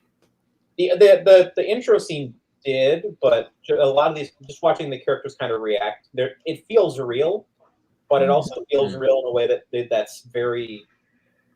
Like, a lot of my thoughts about this movie came down to the fact that these are very 90s characters. These are very kind of, Gen X. Like I said, they feel like Clerks characters to some degree, just because they kind of have that detachment to them, where they aren't necessarily as, taking things as seriously. They're very cocky and self-obsessed at times. So it's not all of them, of course, but a lot of them tend to come off that kind of having that kind of like that very 90s sense of detachment. So I didn't necessarily like most of the characters, especially the ones that turned out to be the villains. That amusing me, like, oh, the most obnoxious characters. That makes sense. Oh, I can see that. So when you're saying that, I was thinking in particularly of Tatum's death scene, which has extreme levels of meta. Sorry, I'm just trying to get my screen caps. There we go. Yeah, it's got the extreme levels of meta where she's literally saying, "Do you want to play psycho killer? Can I be the helpless victim?" As you say, she's extremely self-absorbed, and there's a lot of sort of telling you in this scene not to take it as seriously before they then try and pivot that. Yeah, and you can kind of tell that these are characters that they've seen too many horror movies. They know all the cliches. They know what's going to happen. Like, oh, it's I'm not really in a horror movie. You're just a guy in a suit. Oh, you are a horror movie character. Oops, I'm dead. Yeah. Again, scary movie, but they interjected quite well with this and I Know What You Did Last Summer. Those two scenes.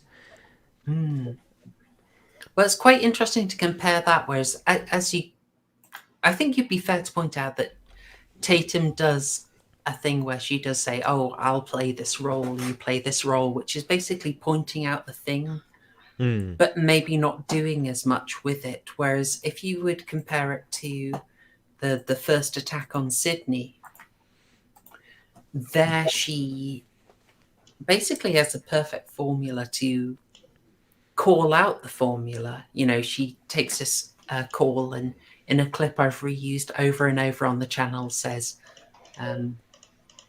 about scary movies, "Come on, Randy, you know I don't watch that stuff." She doesn't say stuff. It's what's the quote? "It's full of big-breasted girls who can't act, who are always running up the stairs when they should be going out the front door. It's insulting." And what does she do? She doesn't have a choice. Well, yes, it's sort of would you say it's a cheat that she does try and go out the front door, but she's blocked? I'm sure they've got a back door, haven't they? Yeah. Hey, Crow Minion, how you doing? Yeah, it's sort of a cheat, you know. She points out the flaw, and then she just sort of have to go with it. But in this one, I think she does the opposite of what Tatum does. So she gets the idea that she is in this situation, you know. She recognizes she's being treated as if it were in the Casey scene. But she immediately challenges it, you know, that bit where she just sort of turns it round. She doesn't play the victim. She goes outside. She challenges the killer. It sticks a finger up her nose. Yeah. Nice. Yeah. Nice. Yeah. It's a very interesting choice because for us, we know she's in a horror movie. And the idea that if she would then just go outside into the area that's been thoroughly coded as dangerous at this point, that she just confidently goes outside, it's a real gamble, you know? The film could easily kind of lose you at that point. Yeah. Pays off. Oh, yeah. Oh, yes, it does. I mean, via some sort of cheeky setup and payoff, of course, with a somewhat improbable situation that she has a closet door that can jam against the door to her bedroom. Yeah. You know, nicely established earlier, you know. I mean, Tyler, did this one work a bit better for you? This one, as in the character, or this scene, in terms of delivering the scares? I'm trying to remember how I felt about that one particular compared to the other one, but I don't know. I mean, everything after the first scene kind of pales because that first one is so, you know, tightly wound. But I seem to recall this one working too. Sorry, a lot of this is kind of blurring in my head, so I don't have specific thoughts on this one. Oh, that's cool. That's cool. So, moving on from that, I think I want to go back to just that scene where we had Gail talking to Sydney, and you had them effectively comparing some deep lore in the past, but also establishing that they're interesting characters, kind of challenging each other, but neither of them being stupid. There is a bit of a minor battle of egos, but also a battle of wits, like they're justifying their positions in their belief over whether Cotton Weary was innocent or guilty. It's a nice bonding moment. It's a bit more challenging, you know, the idea that they don't necessarily like each other, but they both have something they need off each other. It's a nicely judged bit. and it's again a way of keeping you very focused on a key question. Sorry, I'm finding the right bit. There we go. So many screen caps for this one, I'm afraid, folks.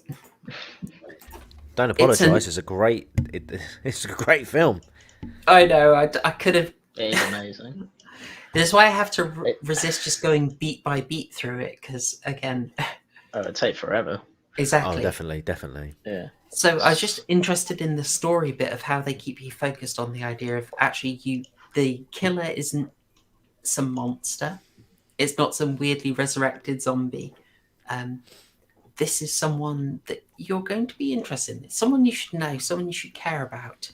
That idea of what's behind the mask isn't some sort of impressive effect that you're looking forward to seeing. But it's going to be an identity. It's going to matter a lot more to you. Something obviously set up from the end of the Casey Becker scene, where the removal of the mask is something the camera pans away from. Yeah. It's just automatically making us wonder, okay, hang on, who's behind that? Yeah. So this isn't just a monster. This isn't just a killer, as you would see with a fair few of the slashes. I mean, some of them did dodge it, of course. Black Christmas is a really great example of that. Right. Yeah. I love this scene, by the way. For many reasons. I think the chemistry between Randy and Stu is brilliant. It's set in a video shop, which is amazing for the nostalgia purposes. And like you say, it's the whole point of this scene is to ask, well, who do you think it is? And then going through those motions.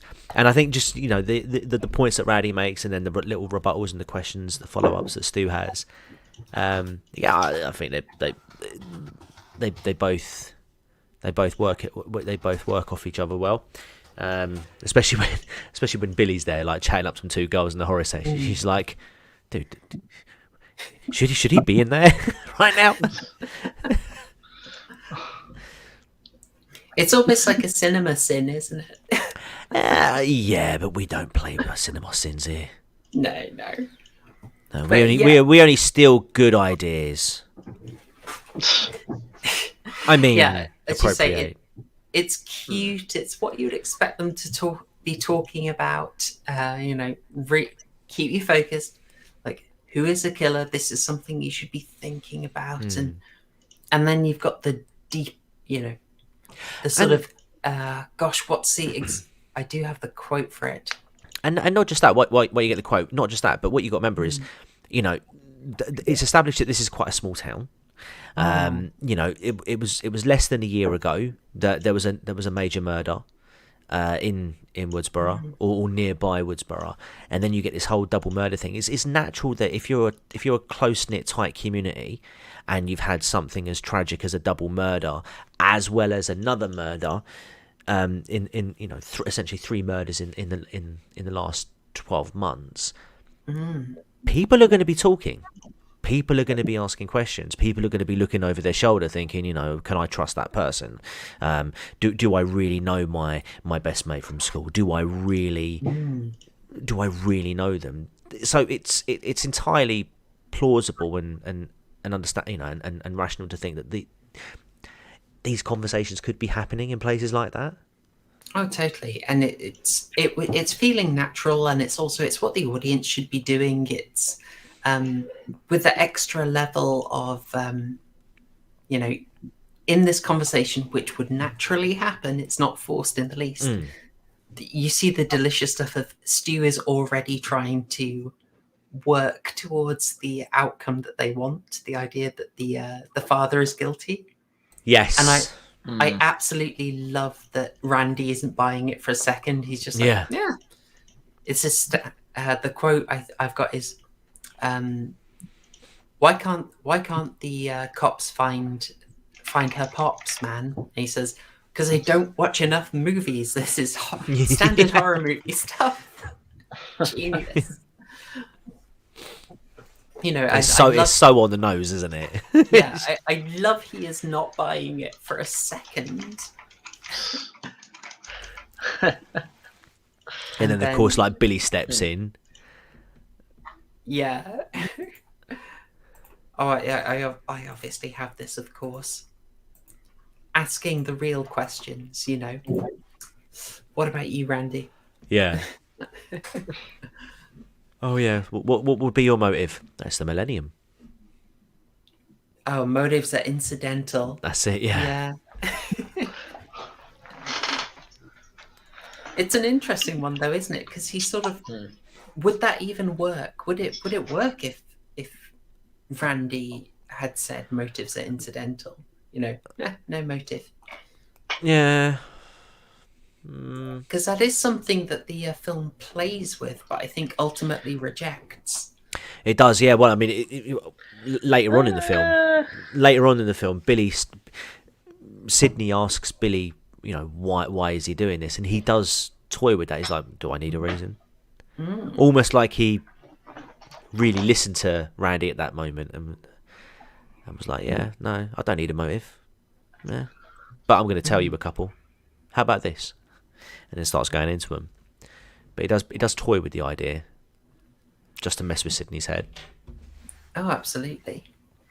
I kind of take it from that, though, that's basically Kevin Williamson saying that you can't just have a killer who's just a killer, who's just has no reason for doing anything. Yeah. Like that was my take on it. I suppose. Oh yeah. gosh, what were the examples he gave? It was Billy. Yeah, he says, did we ever find out why Hannibal Lecter liked to eat people? Don't think so. Yeah. I mean, we eventually got an answer, and it was entirely not worth knowing. Yeah. Your mum shagged my dad. It's basically what it was. Yeah, what for Hannibal Lecter? No, for Billy. Oh yeah, for Billy. Yeah, yes. Why did I kill two unrelated people? Well, your mum shagged my dad.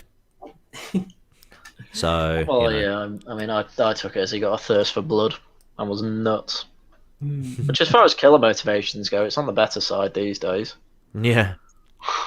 I mean, it kind of relates back to the nature of psychopathy. I mean, the vibe I kind of got off them was like, it's the 90s. I kind of got like a school shooter vibe off them. And when you look at those kinds of people in real life, their motivations are never like clear cut. It's always like something small happened in their past, and that just spiraled into sociopathy until they just lost all sense of empathy and just, you know, basically just decided to go on a, you know, murder spree out of absolute hatred for the world. So you can kind of read that as like the point of their characters. Definitely, yeah. Yeah, I would probably take it as like they did have the motivation based, like Billy's wrote Stu in on the basis of revenge for his family being torn apart as he sees it by Sydney's mother. But then after that, it's just kind of unraveling, and they have got a taste for it.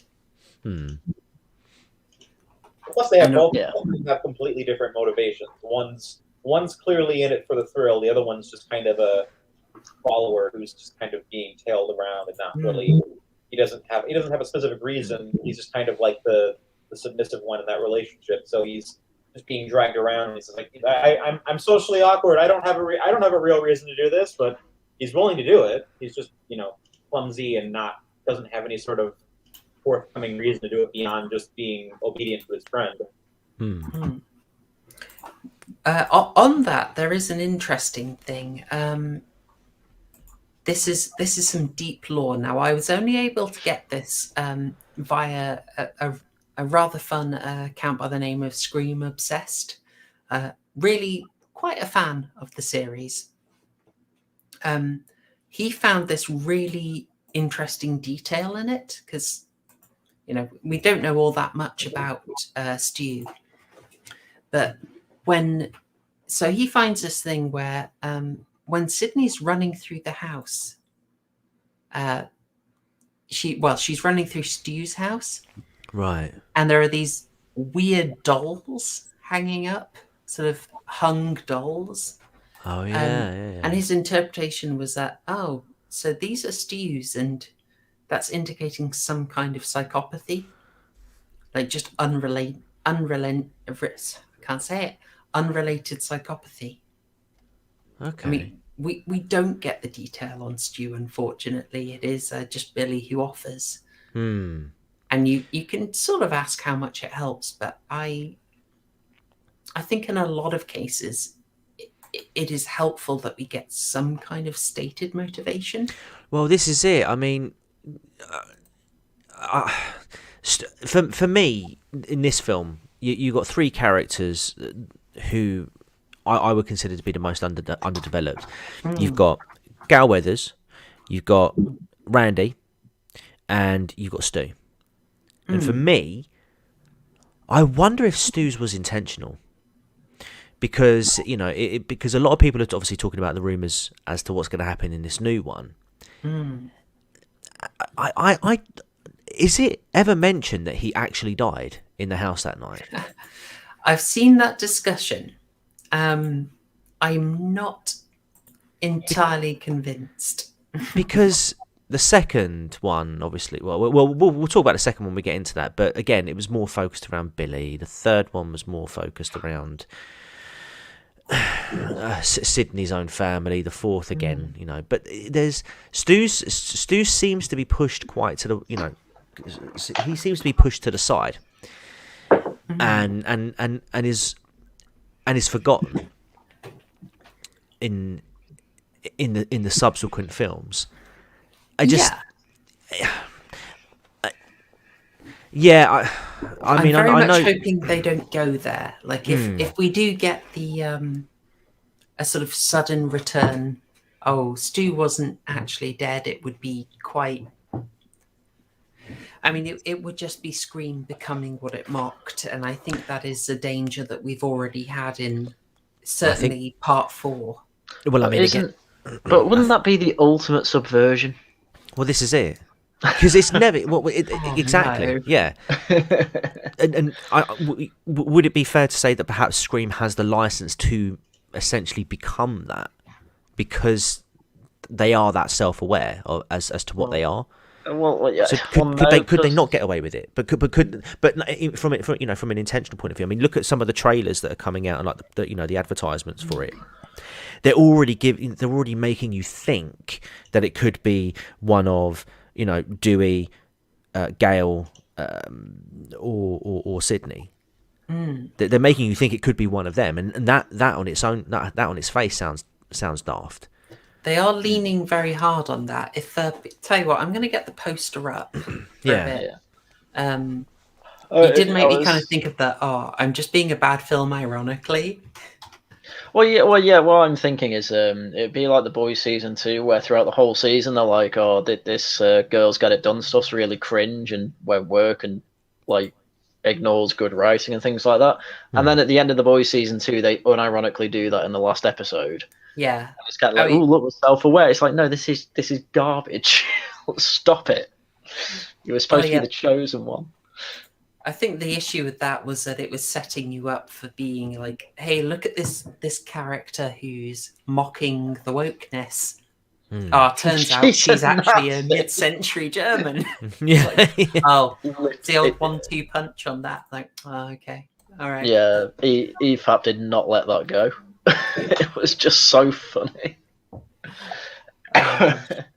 Yeah, so this is the poster we're talking about. Now that is. Speaking of The Boys, it's got the lad from it.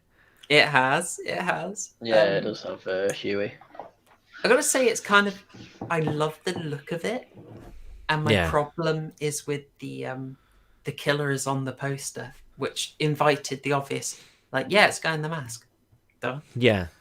Oh yeah. To be fair, they do have every character there. Well, I was going to say it's kind of a weak play because as nice as it looks, it's like, okay, well, here's characters we know and then 9 people we don't. So it doesn't mean anything because you've basically, well, one of them we actually know from Scream 4, I think. But is this some sort of CGI photo? Because Neve Campbell and Courtney Cox look fake. I mean, I think there may have been some digital de-aging of it. Do you reckon they did a what was it, Rise of Skywalker, where the picture of Palpatine in the background was actually based off a Palpatine toy? They just CGI'd up a bit. Oh yeah, that was a thing. No way. Yeah, unironically, that was a thing. Yeah. Oh my days. Oh, that's ruined the whole film for me, I'm afraid. Oh, sorry, I ruined the Rise of Skywalker for you. I've actually have not seen it. Last Jedi killed it for me, I'm afraid. Oh, Yeah, I'm in that boat. I watched the reviews. I watched about 5 hours of reviews of the film, and then I've not gone near the actual film. oh yeah. When- It's like Plinkett with the prequels. You may as well. I mean, I gave it a while before I watched The Last Jedi, but when I heard the line "somehow Palpatine returned," I was like, "Nah, there is no way I'm going to ever visit that episode, that film." The funniest part of that is that the announcement that Palpatine is back was originally in Fortnite as like an in-game event. I mean, it was. I couldn't. Everything about Star Wars post Last Jedi was just so funny to me after I got over the inevitable death of it. Oh my god! It was so funny. Oh, gosh.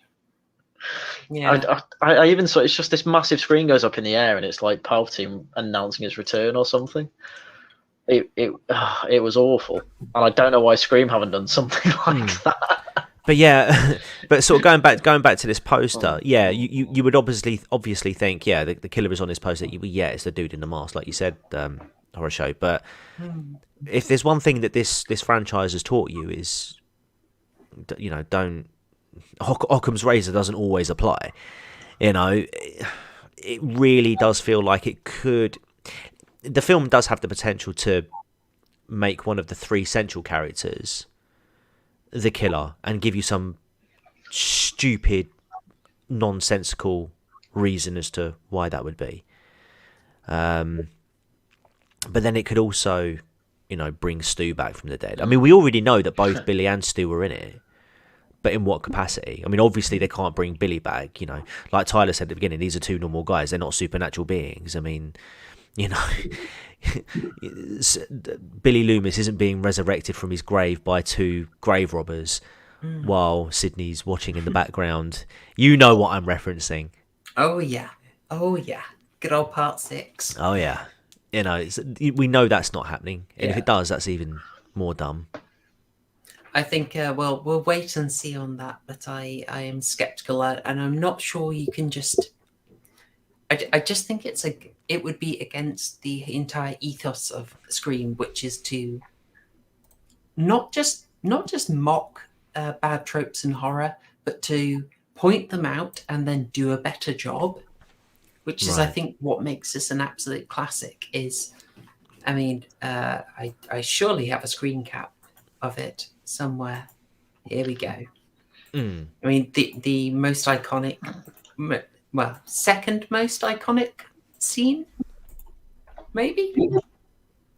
Oh yeah. This had Big Alan Partridge talking about Bond vibes. Oh, get out! Stop getting Bond wrong. I did enjoy this scene though. Yeah, and this is a bit classic. Yeah, the Jamie telling you the rules of horror movies. You know, laying it all out. This is very Pomo. It's very meta. It's a live deconstruction slipped right before your eyes. Interestingly, Tyler, you mentioned Clerks and being characters from that. I don't have a screen cap of it, but Clerks is actually one of the films that they have on their TV. Really? Yeah, when Gail comes in and slides in the little camera to work as a device. Little? That thing was bloody huge. How the hell did they not see it? It's pretty stonking, that's true, but, you know, 90s tech. Yeah, she slides it in right next to a copy of Clerks. Of course, another Miramax title. This is the most 90s movie other than Clerks. Oh, I'm loving it. Those VHSs just make me feel at home. Hang on. We're quite ahead now in the film. I don't know if we're sort of like going in order, but we've we've not looked at Henry Winkler's death. Oh, we could do that. I mean, I'm trying not to do a beat by beat. But Okay, yeah, cool. We can totally call that because this is just beautiful stuff. Just because that scene is amazing, and also did you guys see the Fonz jacket? Yeah. That was a Fonz jacket? Yes. Yeah. Where? So when I he missed opens, when he opens like a door, when he opens like a cupboard, and there's like a jackets, the Fonz jacket is there. Yes, and Fred, as well. Fred the janitor. That is just. It's so on the nose. It's such a reach. Oh, come on. He had to do it. It's ridiculous. This is why I'm like, this is just a parody film. But then at other points, it's like, oh no. It's a weird film. It's really good considering it's got a... Well, I was going to say it relies on references and meta and things like that, but it doesn't really. This film's perfectly good standalone. I mean, it was the first one we did, and I just knew nothing of horror. And we've hardly gone through slashes, really. The only proper one we've done is Silent Night, Deadly Night. Not 2. 2 was more of a shoot 'em up. Yeah. Oh, God. I did feel a little... Garbage day. Today was garbage day, funnily enough. Yeah. I felt a little pang of guilt that I haven't taken you through a great number of slashes before we did this, but we're just on that ride now, I'm afraid. Oh no, it's fine. Well, it's so well. Scream was so influential because it was such a. It was well known. The slashes were well known to people, even outside of people who were into horror. Hence it was so successful. So you kind of get it anyway. It's like one of those paradigm resets, kind of like Halloween is, basically. So you can sort of start watching from the era of Halloween or from the era of Scream because they have such an impact on the genre. But yeah, the other thing I've got from Henry Winkler's death is just how gorgeous is that? Yeah. Oh yeah, that was a good shot. I was going to say I've been watching too much Witcher. When you said Henry and paused, I'm like Cavill. Can I derail for a minute? I haven't seen season 2. Is it worth it? It's much better than season 1, I'd say. It's going off the books, like as in off track from the books, but not to an I don't mind that because it is an adaptation. And the main, I say a main character they kill, a character that is alive throughout the books all the way to the games, like dies in season 2, but it's not like I was there like, oh, that's weird, but then I'm like, oh no, they're doing things different, but it's not like season 1 where it was. I mean, season 1 was probably a 5 out of 12. This one's more a 7 or 8, probably leaning towards 7. So it's better. It's probably worth the watch if you've seen season 1, but I'd wait a bit. It seems to be doing a reverse Game of Thrones, where I think the first season's actually going to be the worst, but because the writer of the books, they keep consulting him, so it's never going to be that bad. But then again, he's a bit of a greedy prick, so he just wants the money. Oh gosh. Is it coming out week by week? No, I watched it all in 2 days. Okay, I might enjoy it this holiday. Yeah, hence I didn't watch Scream because I watched 8 hours of Witcher instead. That's cool. I did make you watch this previously. Yeah. So this death is obviously quite. You have been shamed. I'm glad someone did that. Disgraceful. It's an adaptation. Adaptation. An adaptation of The Witcher. You said adaptation. I did say, oh, sorry. I can't read. Okay. That's all right. Listen, I know you want to work for the Lotus Eaters, but... Oh, speaking of, my meme got featured on there the other day. I saw that. Anyway. I saw that. Nice. Sorry. Back on this thing, the death of Henry Winkler. Like, this was in kind of post hoc. Did you know that? I think you mentioned the first time we watched it. I could kind of see how, because the scenes he's in almost seem to be reshoots. I mean, when you find out, I wasn't surprised. Very isolated. But it gives them a kill to break up the pacing and also a kind of, shall we say, shoddy excuse to get so many people out of the party. Oh, because the news comes out, isn't it? That's not the worst excuse in the world, to be fair. But I know what you mean. It's he is basically a plot device. But then again, every school needs a principal, and I don't. In a film like this, he's always going to be a plot device. So. Oh yeah, definitely. He sells it well. It's nice to have him in here. The Fonz or the lawyer from Arrested Development. Yeah, again, he's just a nostalgia trip character. It's pretty lovely to see him, I've got to say. Yeah. Should we talk about the rules scene? Let's do it. Well, I think it's kind of weird about this.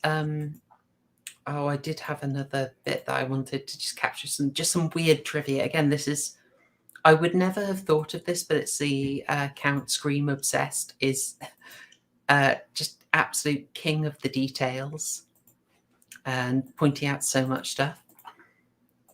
Just subtle references. So this is kind of really early on in the film that they set up the finale, just, party at Stu's house. And I thought you'd like this screen cap, Haryan. I'm not saying anything. Tatum's shirt here is obviously getting your attention. I am a hyper respecter of women. Because the shirt is a direct reference to Nightmare on Elm Street. Is it? Yeah. It's a copy of a shirt that Johnny Depp wears. Yes. Wait, same shirt. It's not as low cut though. Not as high cut or whatever it is. It's not a crop top on. Are you saying Johnny Depp? Are you saying Johnny Depp doesn't wear crop tops? He totally does. Yeah. I'm sure he does. But was he wearing them in that film? I don't know. I'm not seeing it. You should watch it. You haven't seen Nightmare on Elm Street? No. It's me. What do you expect? I can never predict. Okay. Yeah, I found this interesting. It's a weird thing that I noticed on this one. There's the hour build up, and then the final act is literally 42 minutes of finale. Like it's actually massive. Considering the prologue as well, 11 minutes? That's about 5 minutes of beginning, and then 20 minutes of middle. The middle is quite condensed to basically make its point. They're very interested in the start and setting the mood, and then they're really interested in landing that finale, and then the middle it's quite breezy how it goes past things. Yeah, but it works, which is impressive more than anything, because I don't know, you kind of get the feeling that with this film it was trying to be a parody, but trying not to be just a Mel Brooks parody, where it's just full on jokes or a young Frankenstein. It was trying to be at the same time have a serious tone to it. I want to see the Mel Gibson parody of this. I've got a feeling I don't feel Mel Gibson and Mel Brooks would work all that well together. They might have some practice relationship. I have to say that's quite an interesting hand gesture that Randy's doing there. Oh no. Randy, everything's gonna be alright. Everything's gonna be okay. Randy cancelled. Oh dear. Shocking. Oh no. Randy, what are you doing? Well, to be fair, he was cancelled after The Mask 2, so. And he's wearing a green T-shirt. It's the same colour as Pepe. Oh. No. They were planting the symbols so early. The meme magic is real, guys. Right, thanks. I'm going to leave you to discuss the rules of horror as Randy lays out here. I called him Jamie earlier because the actor's name and because he talks to Jamie Lee Curtis in Halloween. I got it confused. I've got to remember his name is Randy. Sorry. I'll leave you to discuss Randy's discussion of the rules of horror. But I can't remember what they are. So, first rule is you've got to be a virgin. I remember the virgin one. Yep. The second rule is you can't drink or do drugs because that's an extension of the first rule. It's all sin and purity spiraling. So if you You know, so essentially, if you're a sinner, then you ain't a winner. The third rule is never say I'll be back, because you won't be back. You'll be dead. I thought that was a Terminator thing. No, well, I'll be right back. I'll be right back. You can't be saying that. I'll be. Oh yeah. So, but it does. I suppose it does hold water in. I mean, how true is it? I mean, you've got. It's probably very true in the 80s and 90s. Yeah. Are we? I'm going to throw this suggestion out there because of the era that those if we apply those rules to the era of, so like your Friday the 13th, your Halloweens, are we saying those kind of values are more conservative leaning values, which would be reflective of the times? Open the floor. Well, I mean, there's a good video by the Distributist where he basically makes the argument. I mean, he says the argument is that horror is by nature reactionary, and any kind of progressive horror doesn't work. And his example was The Shape of Water, I think it was. So going off that, I mean, for horror to work in a way, you basically do need standards, and in the modern world, like, standards are obviously dropping, so it seems that horror is getting a bit hard to get behind. And you look at, I mean, what's the last horror movie I saw? Oh, the latest one, I should say. I don't know, horror. Silent Night, Deadly Night 2, I think, wasn't it? No. But even what was it? Oh no, what was that 2019 one? Ready or Not, the hide and seek one. Ah, right. That's probably the most recent one I've seen. Okay. And even that, they have to say, like, the standard is still don't murder people. That is the main message of it. At the same time, though, almost none of these, like, the great 80s horror directors were conservative in any meaningful way. I'm pretty sure Wes Craven was probably, normal liberal type by the standards of the time, and John Carpenter is certainly not conservative in any remark. Oh, definitely. So it's always curious that these movies do tend to skew as reactionary as they do, because you can tell for a fact that that's not what the directors are trying to say with their films. I mean, I think Wes Craven, one of the ideas he was playing with the original Nightmare on Elm Street was the idea of, like, intergenerational, like, punishments and what it means to have to suffer the sins of the father, and what you have to carry to deal with the horror of things that you didn't personally do. So the sex scenes in that movie are just kind of incidental to the fact that they're being killed. So it really just depends on which movie. And in this film, I suspect there's an element of trying to subvert that, because they do intercut the sex scene with Randy giving the whole, like, things you shouldn't do speech, cut to Sydney in the room having sex as this is all happening. So and that's obviously more to set up that she's going to be in danger now, in a meta sense, not in any kind of direct way in the plot. Though she is in danger because they're in a house with two murderers. Spoiler. But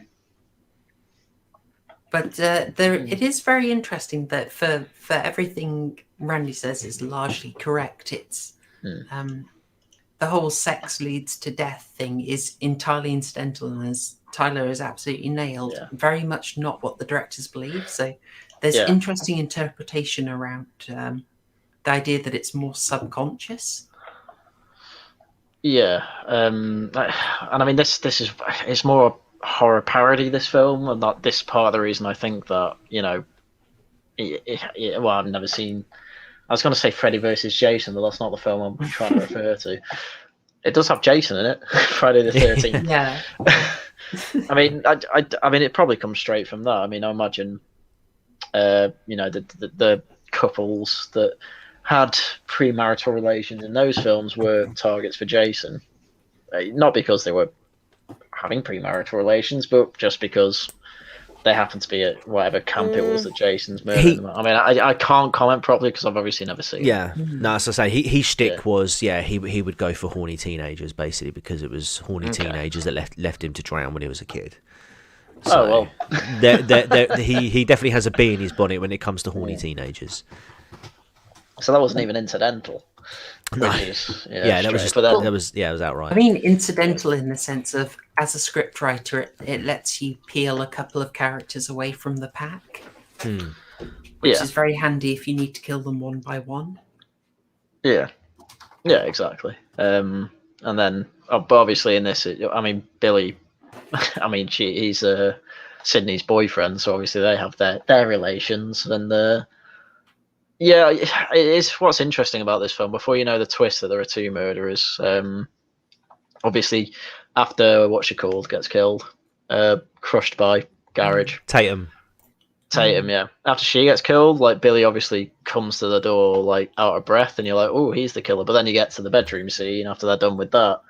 Killer comes in, tries to kill them both, but they get away, and it's like, oh, maybe he's not. So I can really appreciate that type of writing. And that, I say get away. Sydney gets away. You think Billy's dead and not the killer at that point. iconic knife wipe as well. Yes. Do you want to give the detail on that? Oh, the knife wipe. The knife wipe. Yeah. Oh, it's just after he does the old stabs. He just takes a knife, puts it to his glove, and just gives it a wipe, and it goes from like red to silver. It's just perfect. I gather, and it's just but it's just how clean it's how clean it is, and it's something that just carried over, I think, in future films as well. Because it was just an iconic thing afterwards. Clean it up, right, here we go, we'll go. I gather it was accidental. Basically, they realised they'd shot subsequent footage and the knife is clean. And so they have an insert of him wiping it, and it just looked iconic. And so it's become this trademark. But it was apparently, reportedly, it was to cover a continuity issue. Oh, really? Yeah. But hey, genius, it worked out, didn't it? Definitely. It's a great effect. I also like in this, we've had one level of meta work here that you've been told that explicitly, you've just been told by Randy, sex equals death. You can't be the final girl if you are not a virgin. And so I think we feel like we've been given the basic level of subversion of, yes, they've had sex, but he's the guy who died. You know, so it feels like it's the one level wink before they deliver the proper twist. But also just a really nice choice here to have Billy in a white t-shirt to give you that deep level of contrast, as if to like really nail it in. Yes, this is brutal, to try and make it look as obvious as possible so you're not doubting it. Right, at this point, I never really gave it much thought until like just this second, but obviously they've just been, doing the dirty. And where was he keeping the corn syrup? Well, he's They weren't like blood bags. It can be it can be on the Ghostface killer. He has the blood bags. Ghostface killer. I could make a little bit of. I could help them out and say Billy was on the edge of the bed, putting his shoes on, so he had the opportunity to reach under the bed and palm the corn syrup. Maybe. Oh yeah, that makes sense. He's got it all over his. He's got it all over his hands there, so he could be basically facing the killer, splashing it into his hands and then splashing it on him. But yes, you do need to be suspending disbelief there for that. I'm watching it now. He's got his hands on the bed, just on the bed, and that's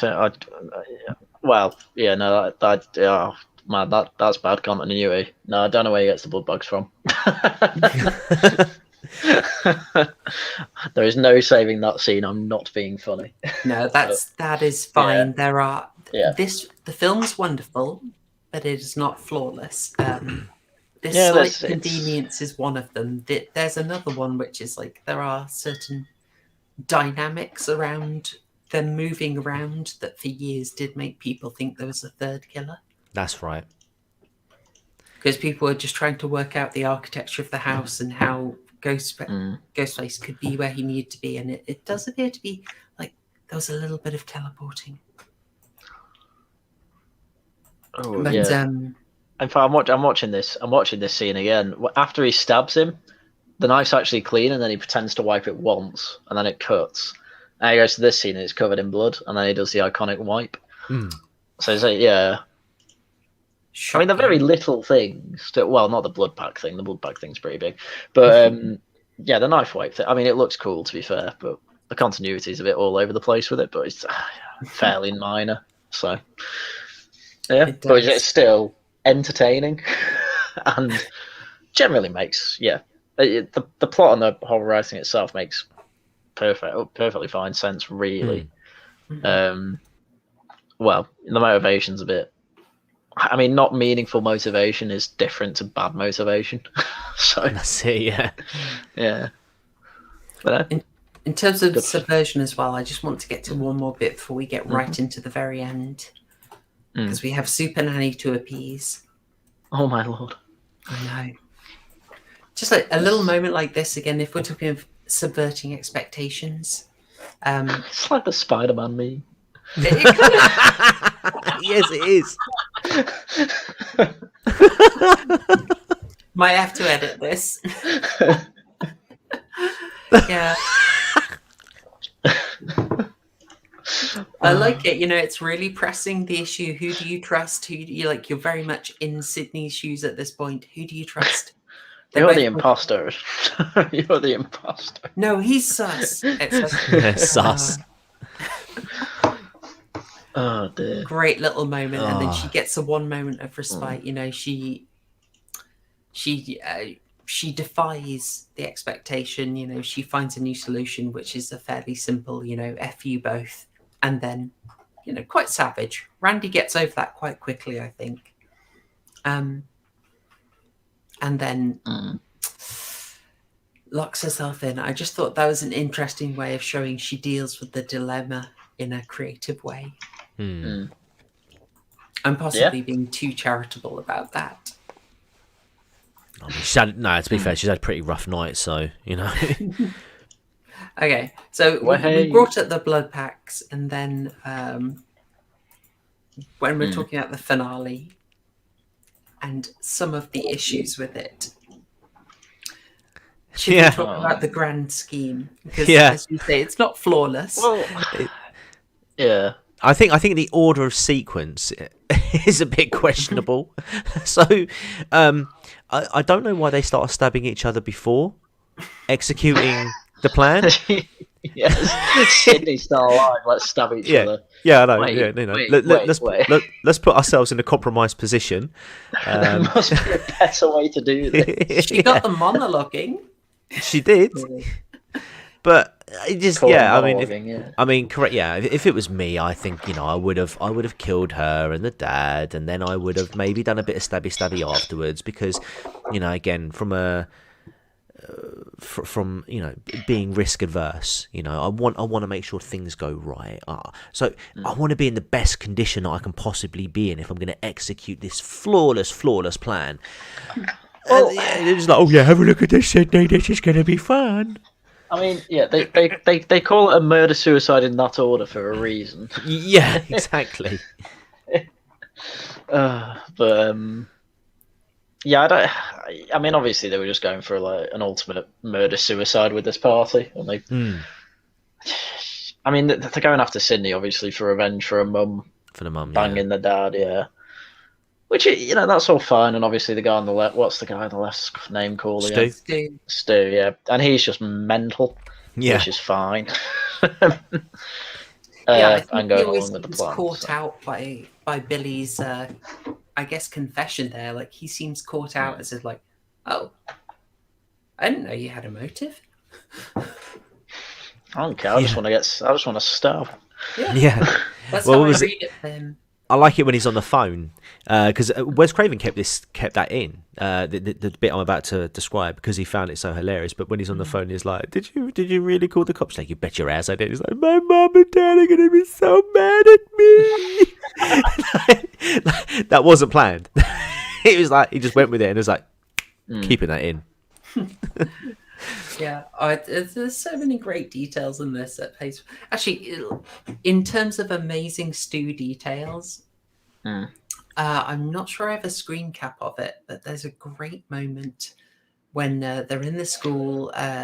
Stu and Tatum and Sydney are talking, and Stu takes Tatum's mirror. Well, they're by their lockers, and Stu takes Tatum's mirror and starts checking himself out and like focusing on his forehead. Right. And that's because he'd been headbutted and he was trying to check if he'd got a bruise. Ah. I thought, oh, that's such a beautiful little detail. That's so nice. But yeah, with this, I feel that, you know, it was going well, and then they kind of wrote themselves into a bit of a corner. Like, literally, how does Sydney get out of this? Random BS go. Yeah. Yeah. Sydney, we want to kill you. We're gonna stab each other first, though. Just wait there. Yeah. Oh. Yeah, I mean, I'm going through the scene again. They literally have a gun to her head and a knife to her throat. Oh, and that's another thing as well. Yeah. You've got Billy holding the gun, and then for some reason they swap it out for a knife. Yeah. No, they hand it over. They hand it over. So obviously I know Stu's holding the gun at one point, and then he just puts it down.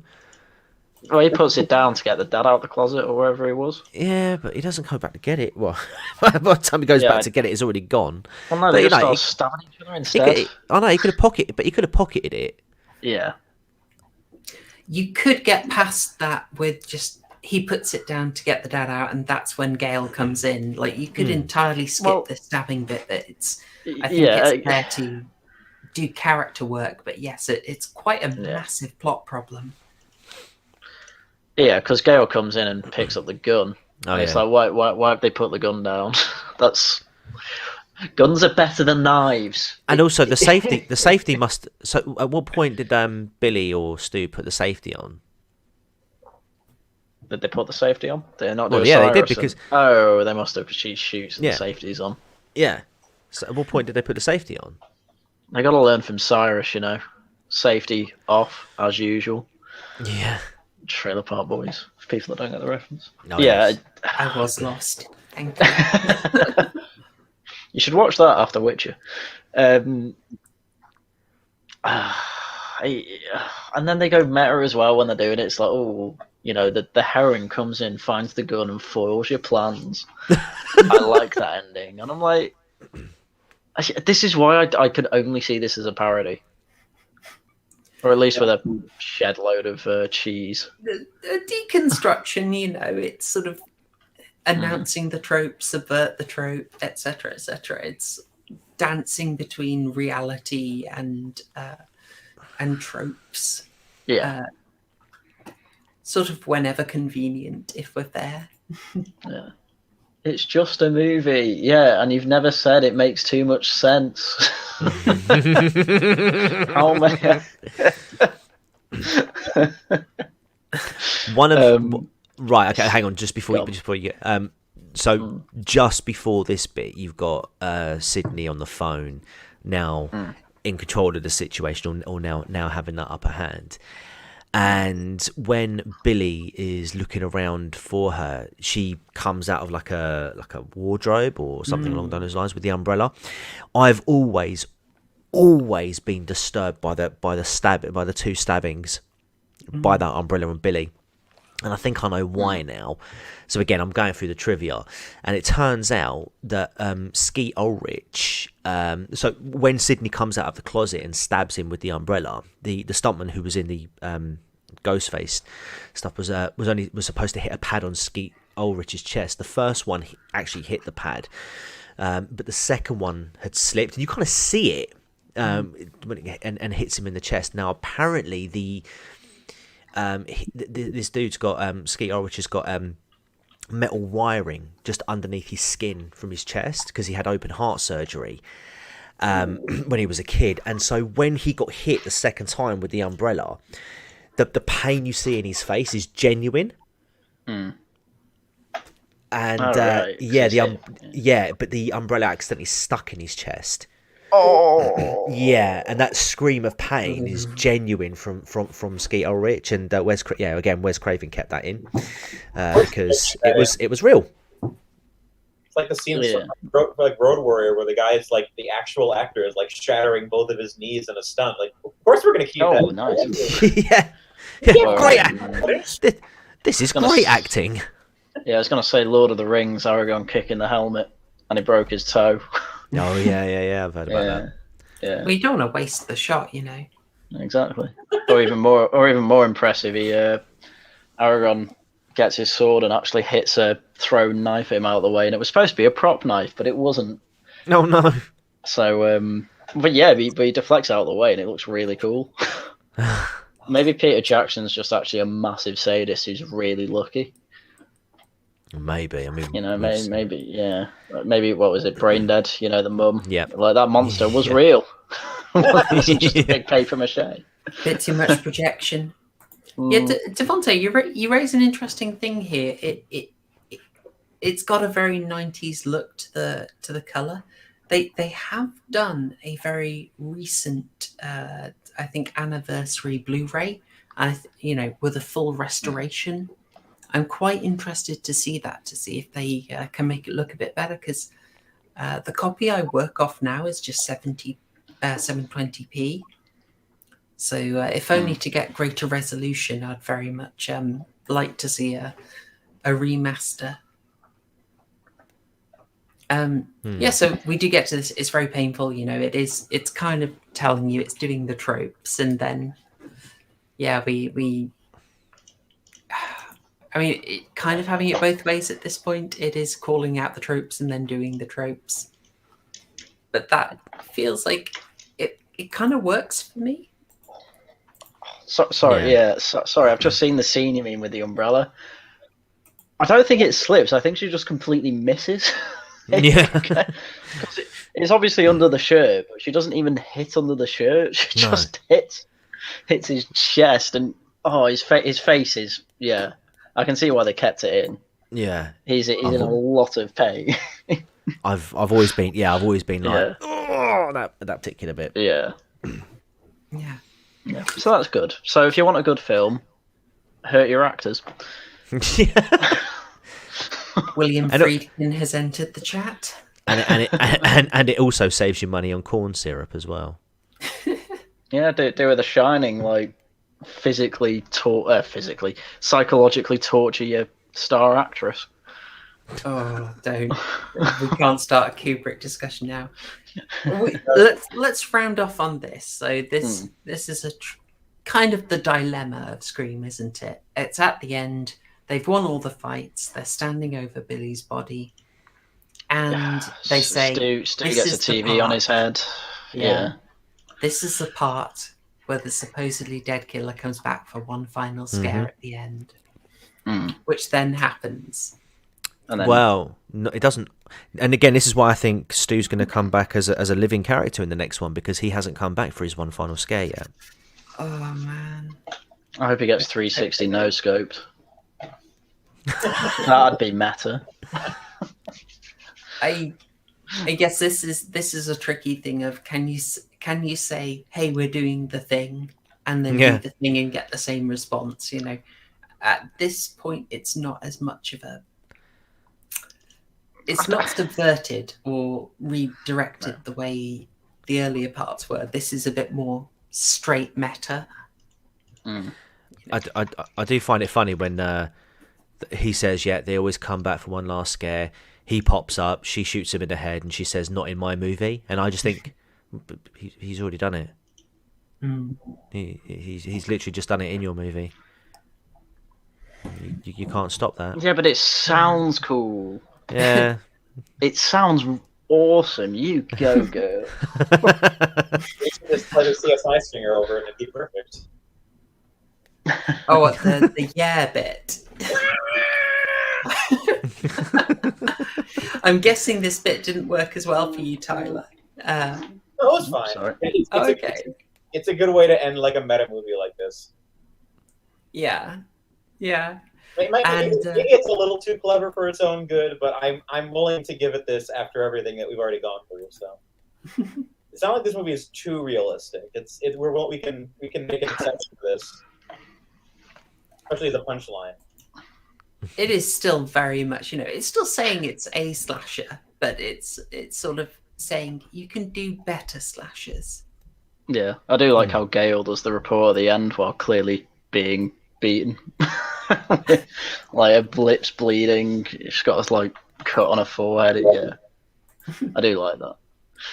And we also get, we get the very cheeky, like on the day decision to shoot a version of Dewey being carried into the ambulance, raising his thumb to just sort of say, "Oh yeah, he's alive, guys." Yeah, I did like Dewey and Gail in this film as well. Actually, that's kind of a B plot, obviously, but it's they're more fleshed out in the second one. In the sequel, they're more fleshed out in the sequels. Well, I can't wait for next week then. Well, there you go. Yes.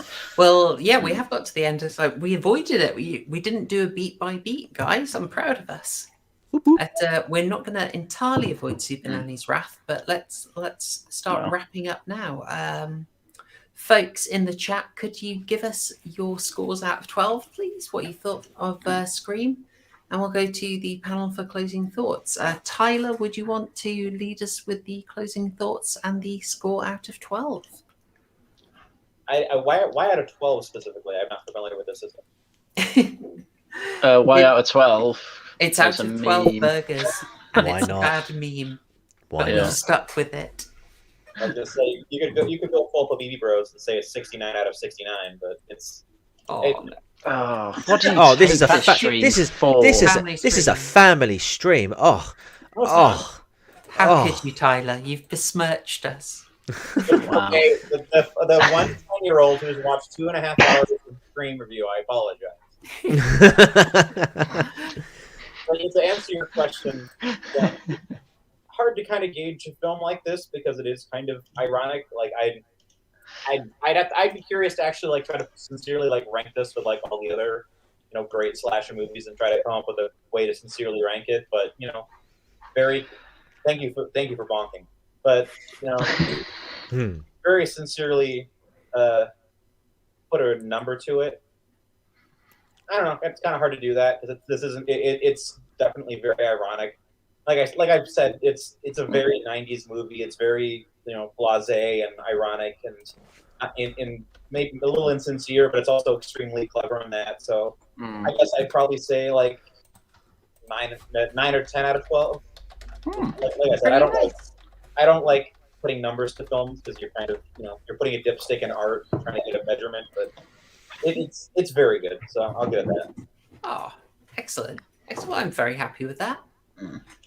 Oh no, I didn't do a prediction for Haryan. I assume we did. Oh, we didn't do one the first time around. This only came about episode 3 or 4. We truly have come full circle.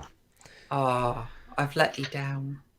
Well, I think I should let you off this one because I don't think you'd like the score I'd give it anyway. All right. Well, give us your closing thoughts and score, Haryan. Yeah, I mean this film is. I mean, I think I went through it the first stream as well that we did, but it's got a really, really weird tone that it's like they threw a load of stuff at a wall and it made a Jackson Pollock. It just works, and I can't put my finger on what it is, and it's really hard. I say it's really hard to judge objectively. It is because part of the way you do that is with tone. It's like, right, what's the film going for?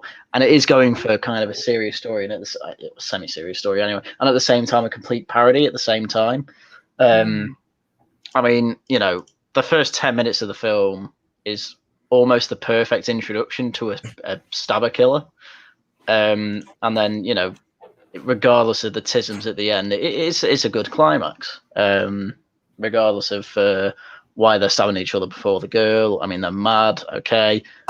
It doesn't make for the best writing in the world, but whatever. It's a bit all over the place, and I am praising it a lot, but at the same time, there are kind of glaring issues as well, such as the suicide murder, such as the gun being all over the place. Where does it go? Gail gets it. Why is the safety on? Because killers aren't really going to care about safety. Why is he pointing a gun at Sydney when she's being held with, what's it called, Billy behind her with a knife to her throat? What's the point of the gun as well? Things like that. They're crazy. That's kind of the main excuse. So to put a number to it, as I say, I'm kind of with Tyler. It's kind of hard, but I think I can do it. It's kind of middling, slightly better than middling. It's probably an 8 out of 12 with quite a lot of cheese. Having said that, it's an 8 out of 12, and the main reason for that is the characters. The characters are the things that carry this film, really. Plus, it's got a plot that isn't dreadful. It's not like, say, the new Suicide Squad, where the plot's a bit all over the place, but the characters carry the film. It's got the great characters with Sydney, with Billy, with Gail and Dewey. I like them as well, even though they're quite lackluster in this, but they do the job. So it's, I think I'll go with that. I mean, 6 or 7. I mean, I was leaning towards 7 a bit, but at the same time, I'm like, no, it does subversion very well. And I think for that, you should get bonus points, because writing subversion well is not only difficult, but it's also really rewarding. Because I don't think anyone who saw this film would have been like, oh, there were 2 killers. I saw that coming. So, there you go. I think that's pretty fair. That's pretty fair. I can go with that. Yeah, I mean, it's influential, but just because it's influential, I mean, The Room's influential. And The Room is flawless, as we know. Hi, Mark. How about you, TCG? I'm going to piss off a lot of people in the chat. I'm going to piss off a lot of people on the panel, probably. I gave it a 12. With lots and lots and lots of cheese. For me, this was... Are you drunk? Yeah, maybe a little bit. No, I'll tell you why. And do you know what? I accept that this film has its faults, but for me, this was such a defining moment of my childhood when it came to the horror genre. You know, this is one of the films that I could quite happily go back and watch again and again and again and again. Even watching it with the wife earlier today. You know, I still get the same level of enjoyment watching it than I did the first time. I will be a little bit more critical of the sequels. Don't get me wrong, but for me, this is so get a grip. Yeah, I know. I don't know. It's a decent little nostalgia trip for me, and I appreciate that. So yeah, the wife. There we go. The wife. I do like the juxtaposition as well as of it's a 12 out of 12. It's got flaws, but yeah, but I don't care. But no, I don't care. I don't care. I totally get the 12 out of 12. I mean, my example would be subjectivisms. Yeah. Hardcore Henry's a 12 out of 12 for me, but if I looked at it objectively, I'd probably give it about a 5 out of 12. Yeah, and that's the thing. I don't want to look at this film objectively. I'm sorry. No. I don't want to, because you know that's this. My job. So yeah, exactly. Yeah. You do all the critiques, and I'll just like I said when we first started doing this. You know, I never looked at. I never really had sort of a critical eye on films, other than, you know, do I like it? Yes or no. For me, this was. But do you know what I mean? Like, I didn't sit there and nitpick at every little detail, and this is the last 40 odd episodes that we've been doing is me essentially trying to learn how to do stuff like that. And I really don't want to do it with Scream because I enjoy it so much. Oh, and no. I feel like if I really try breaking this down, I won't be able to look at it the same. So, yeah. Oh, I can dig that. I mean, I think to an extent, embrace the bias. It's there. Let's not try and hide it. You know, I know I'm giving things a pass because they're kind of my jam, but we'll bring in a sort of element of objectivity and say, look, yeah, this is a total flaw. It didn't bother me because I really like that character. But, I mean, just to make the point even more, I'm happy to go back and watch obviously not all of it, but I'm happy to go back and watch Silent Night, Deadly Night 2 because it's so funny. If you expose someone else to it at the same time, it's like The Ring. You'll be spared if you can just pass it on to someone else. Sorry, go ahead. I was just going to say, obviously Tash, she just doesn't watch scary films, but I've kind of convinced her to watching Silent Night, Deadly Night because it is. It's ridiculous. It's not like scary, and it's not that bad. But then when we watch that, I am going to make her watch Silent Night, Deadly Night 2, just to see her reaction to that, because the garbage they kill is I don't think I can't reference that once per day in my life. It is that ingrained in my head now. It's just So many people it's work to so put that bad. on film. Brilliant. Yeah, it's unbelievable. Okay, well, to round off for me, Yeah. I concur. I see this as a very innovative, timely lesson to horror films to pick their game up, to tighten things up, to make you care about the characters. It absolutely is a 90s film. You cannot get away from that. They are very 90s. But then someone like Sydney, you get a little more time with, and you see there's a lot more going on there. And I was just really impressed by the interplay between her and Gail this time, and just noticing that compared to a lot of what I've seen recently in slashers, it's deep characters. It's characters both being competent at each other in that scene that I highlighted that I liked so much, alongside all the other beautiful horror references they built into here. Yeah, it's so much to love. It's gone. Oh, I haven't even, we kind of glaze over it, but just the score by Marco Beltrami, absolutely amazing. I love it. Like weird industrial touches that he includes. I really like that. So it all works for me. I'm massively biased because this absolutely blew me away when I first saw it, rented from a local video store when I was about 12. So do your own maths on that, folks. Massive Not impression. that much older than me. I've had 2 VHS copies of this because I wore one out, and so I got one in widescreen. And it's still a joy to watch. When they've had when I was in London and I could see screenings of it, I went and did it, and it was still just amazing to see. So I am very, very biased, and I will own that as I give it a solid 11 out of 12. There are flaws. It is not perfect for me. But I can rewatch this over and over, so it is very solid 11 out of 12 for me, and generous helpings of cheese and ketchup. Oh yeah. All right, Fair folks. Enough. Yeah. So let's do a roundup. I obviously want to thank the panel. Thank you so much for joining me on our penultimate stream of the year and the first one of the Scream series. Thank you so much. And sorry, thanks for having me on. No, I was just saying thanks for having me on. Don't worry. I will make time to watch Scream 2, so I'm not seeing it before for next week. Just been mad busy, the Christmas rush and all that, but I'll have time for Scream 2. I very much understand. So, Haryan, anything to shill, sir? Well, so my last video, 5 days ago, my last video was on Hassan Piker and Vorst getting kicked off Twitch for saying the cracker word.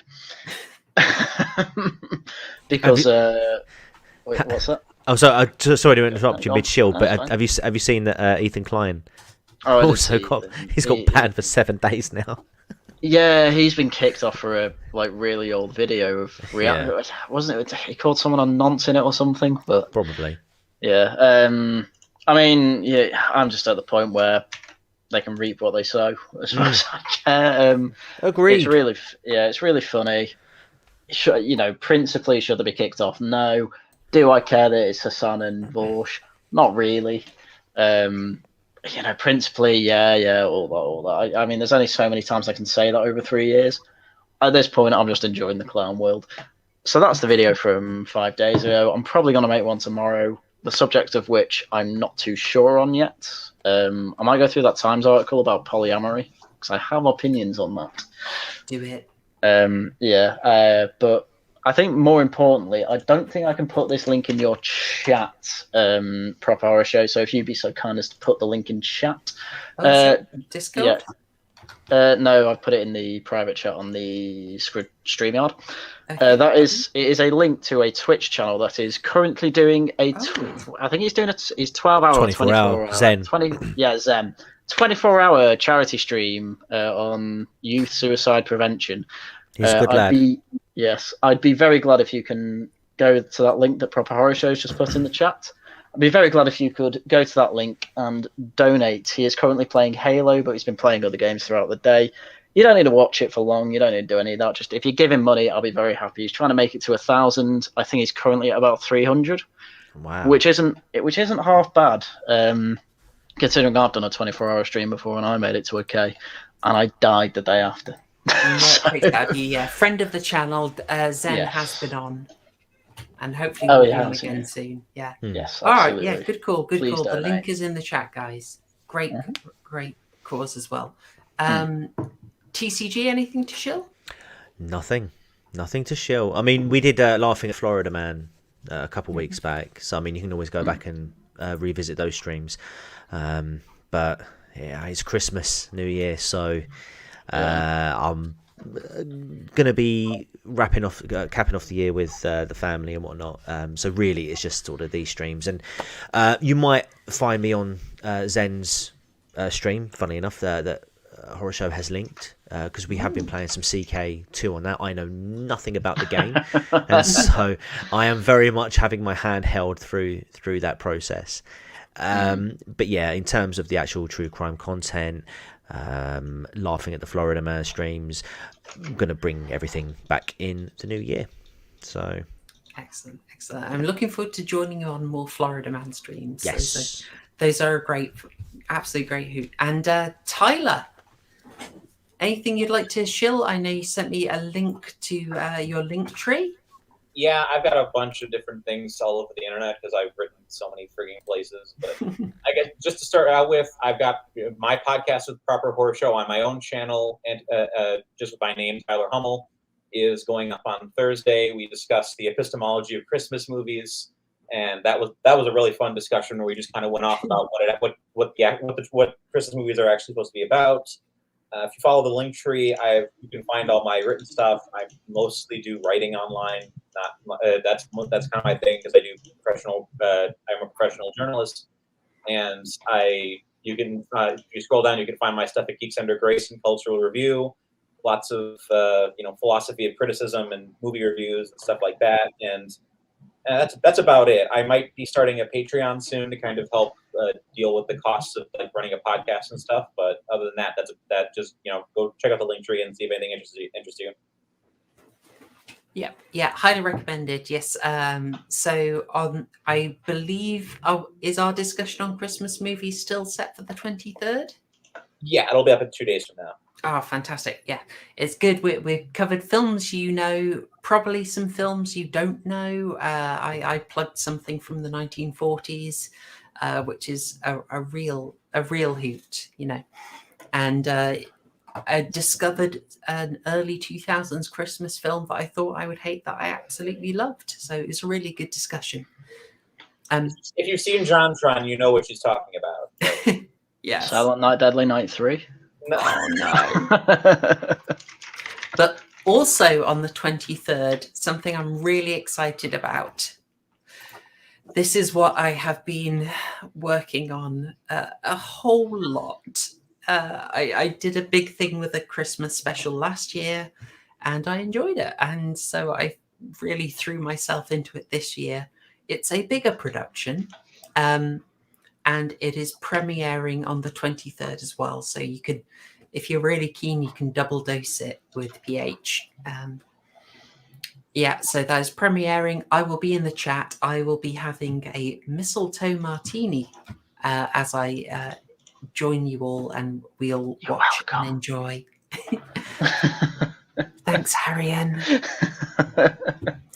Yeah, my boy Haryan sorted me out a Christmas present. Got you yours. Did the maid costume fit? Very much so. Tash is very thankful for that, by the way. No problem, buddy. I winked at the microphone. But yes, so I want you to join me on Thursday, 7:45. Get in there, get in the chat, pour yourself a drink. We're gonna have a great time. Or a cringe fest. Depends how you feel about this one. But with that, I will reiterate thanks towards my excellent panel. Thank you so much. And thanks for having us on. You're always welcome. Pleasure as always. And thanks very much to the chat. Anyone watching on the rewatch, if this is pre-Christmas or post-Christmas, whatever, I hope you've had a Merry Christmas. I hope you've had a fab time. And with that, I will sign off. So thanks, y'all. Cheers. Hashtag Hashtag rock shill gang. gang. There we go.